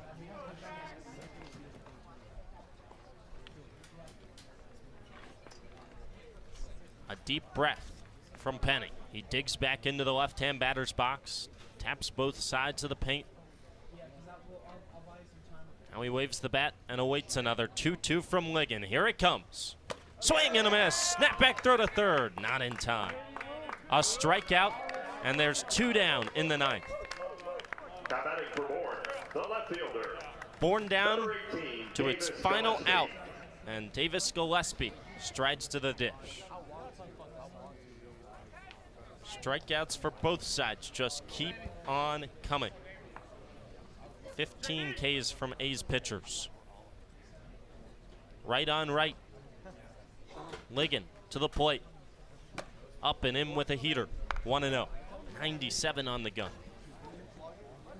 Chatham 5 runs, 2 hits, no errors. 1 run, 8 hits, no errors for Bourne. 1 out away from victory for Chatham. 1-0 from Ligon. Bender that curves into the inside half for strike 1. It's a nasty pitch right on right. It starts on the body of the hitter and breaks onto the plate. Ligon comes set with his dark black glove. And now he comes home. Another breaking ball. That time he left it high, 2-1.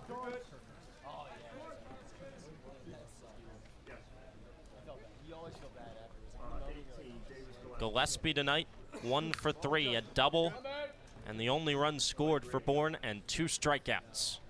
He awaits the 2-1 and swings right through it. Another breaking ball, 3 straight. Back to the well for Ligon. Gillespie hunting the fastball, and he was way out in front. Claps from the Anglers fans. Chatham 1 strike away. Runners at the corners, 2 outs. A's by 4. The 2-2 pitch. Here it comes from Ligon. And it's tipped into the mid of Irish, and Chatham wins at Veterans Field for the first time in 2024. The Anglers down the reigning champs Bourne by a final score of 5-1.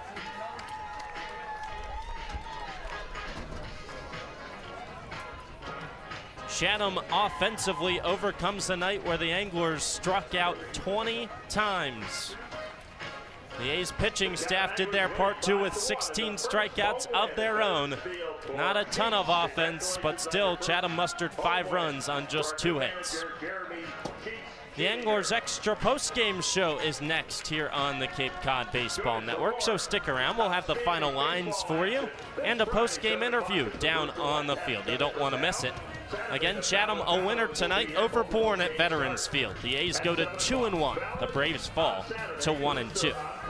5 runs, 2 hits, no errors for Chatham. 1 run, 8 hits, no errors for Bourne. We'll get to the final totals and everything you need to know on the other side. Stick with us for the Anglers Extra Postgame show, only on the Cape Cod Baseball Network. Sports Radio, play-by-play. Go A's! Chatham on GRC.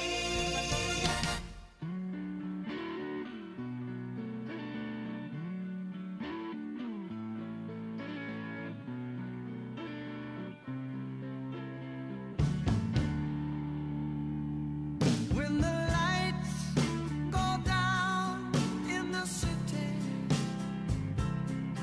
and the sun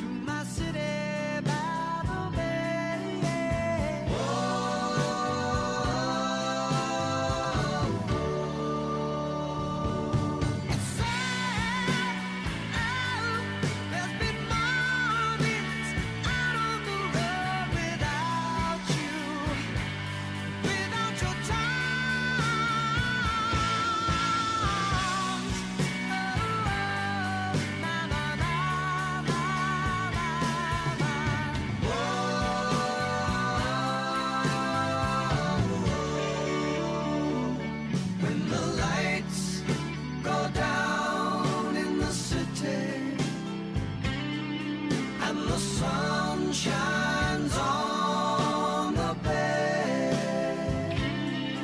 Ooh, I wanna be there in my city. Oh, oh,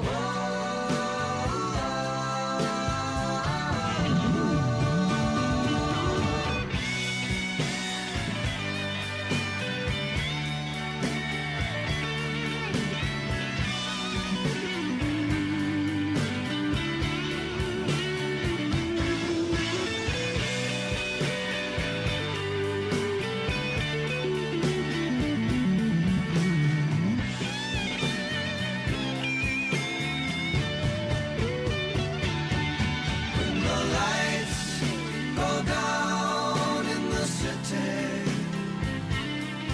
and the sun shines on the bay.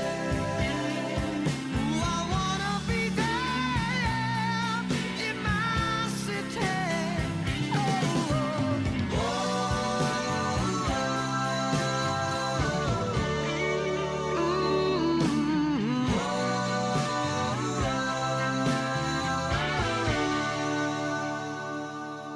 Anglers Extra.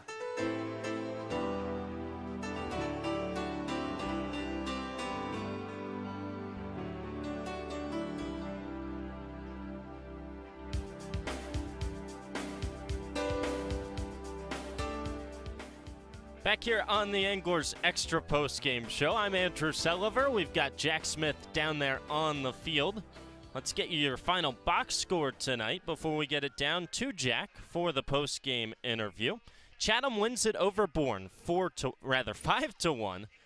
Tacked on one late in the 8th. Chatham goes for 5 runs on 2 hits, no errors, and 10 left on base for the Anglers. Bourne goes on 1 run, 8 hits, no errors, and 7 left on base. A pretty bizarre baseball game.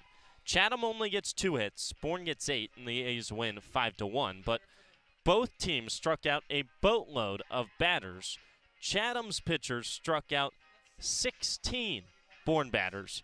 Bourne pitchers struck out 20 A's throughout this game, and the Anglers didn't even bat in the 9th. So of the 24 outs that Bourne recorded, 20 of them were strikeouts. This game started at 7:03. The last pitch thrown by Carson Ligon in the top of the 9th was at 9:57. So a total game time of 2 hours and 54 minutes.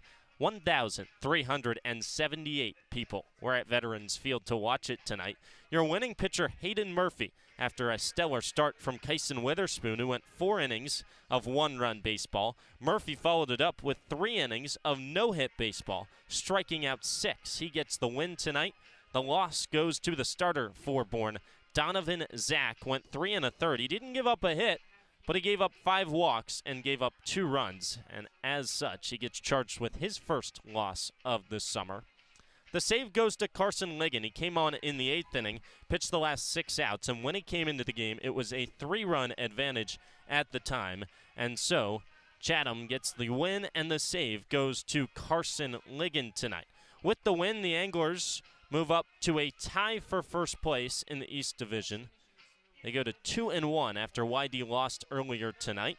They're tied back with the Red Sox at 2-1 in the division. With the loss, Bourne falls to 1-2 on the season. Bourne is back in action tomorrow at Harwich, a 6:30 first pitch. Chatham goes on the road to face off against Hyannis. That will be a battle against an undefeated Harbor Hawks team, and everything gets started at 6 o'clock for that game. 5:40 we start it here on the Anglers Extra pregame show. Again tonight, Chatham wins it 5-1 over Bourne. 5 runs on 2 hits for the A's and 1 run on 8 hits for the Braves. We'll get you down to the field with Jack Smith in just a moment for the post-game interview. This game started off with a Bourne 1-run advantage. It was 2 scoreless innings tonight at Veterans Field, and then in the top of the 3rd, Bourne got its only run of the game on a 2-out RBI single from Merrick Houston, who brought home Davis Gillespie. Gillespie started the inning with a double and came around to score, but then Chatham charged back immediately. In the 4th inning, the A's scored 2 runs on no hits, courtesy of a handful of walks and a hit by pitch. and the A's tacked on 2 more in the 6th on the big shot from John Bay to dead center, a 2-run home run for the Austin Peay outfielder. Finally, Chatham tacked on 1 more in the 8th despite no hits in the inning. Chatham had 2 walks and 2 hit batters in that frame to make it a 5-1 advantage. That is the final score that finished up there in the 9th. Chatham won it 5-1 over Bourne. Again, the Anglers go to 2-1 on the season, and the Braves fall to 1-2 with the loss. The 2-time reigning champs off to a bit of a sluggish start, but still plenty of baseball to be played. We've got 37 regular season games to still play. Let's send it down to the field. Jack Smith is with the home run hitter, John Bay, with our post-game interview. Thank you, Andrew. Joined by John Bay here for the post-game interview. John, you guys grabbed your first win here at Veterans Field, 5-1 today over Bourne. How'd it feel to send the fans home happy? Really good to start off the first dub here at Veterans Field. Felt really good. A little different win. We're just taking what we could get, 2 hits, but 5 runs. We'll take that. First hit didn't come till the 6th inning, and is when you sent a ball over the center field wall. Can you walk us through the first 5 innings of the game and then what happened when you stepped up? I think it's just part of the game. Good pitcher on the mound, good arm, and it took us a bit to get on him, but once we did and got him out, we started rolling a little bit and taking advantage of those walks and hit by pitches. What did it take for you guys to break out of that shell offensively? I think just stay in the confident mindset, you know, just pitch by pitch, and once you get your pitch, just be aggressive and take your walks and take your hit by pitches, and just one guy to the next, help the Anglers win. You guys did draw 10 walks today. How does this group stay patient at the plate? It's just fighting, you know, hunting your pitches and just taking what the pitcher gives you, you know, and staying aggressive with that. I think pretty simple there. Can you walk us through that at-bat in the 6th? What pitch did you get, and how did you put the right swing on it? It was first pitch fastball. I just told myself to be on time and see it up, runner on first, stay out of the double play. So got one and got under it a little bit. Your staff almost struck out 20 and walked none. What did you see from the pitchers today? They were absolutely dominant. It was fun. It's fun to play behind them when you're standing out there seeing strikeout after strikeout. So it was an incredible job by them. Props to them. You've got 2 games now under your belt here at home. What's your takeaway of playing in front of the fans here at Veterans Field? It's incredible. You know, you look out and you see the stands full, and you know the energy's different here, and it's unique and it's fun, and it gets the players excited. We look forward to coming to the ballpark every day.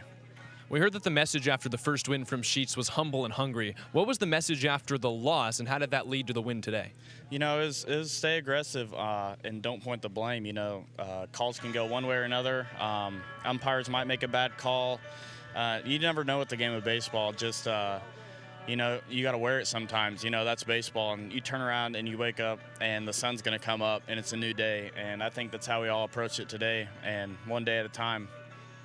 Tons of energy coming from you guys in the dugout and the bullpen, and we hear it's because of your Austin Peay teammates, specifically the relievers. Can you walk us through the dog pound at Austin Peay and how that's made its way to Chatham?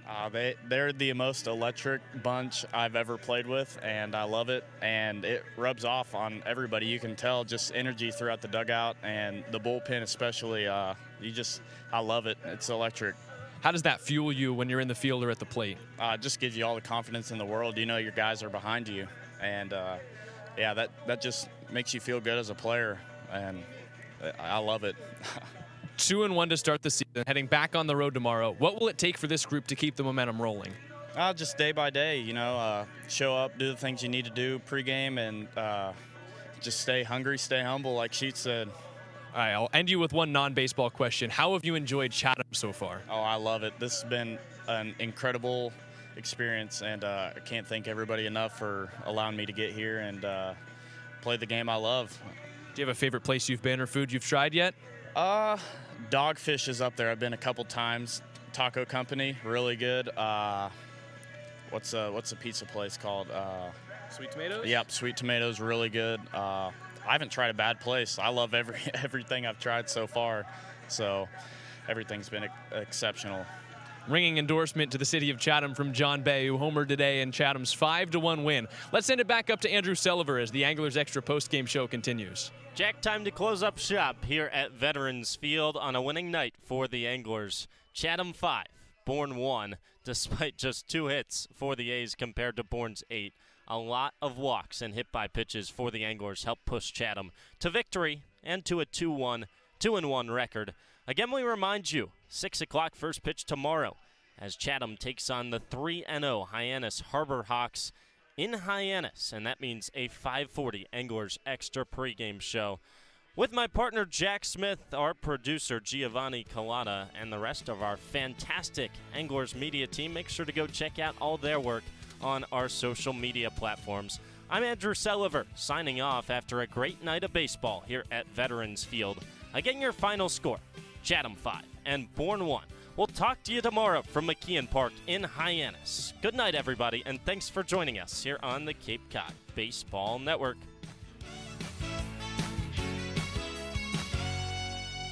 Chatham Anglers Baseball 2024 has been brought to you by Chatham Bars Inn, Chatham Clothing Bar, Touchstone Closing, Mahi Gold, Chatham Hardware, Sweet Tomatoes Pizza, the Red Nun Bar and Grill, Short and Sweet Ice Cream, Cape Cod 5, and by the Chatham A's.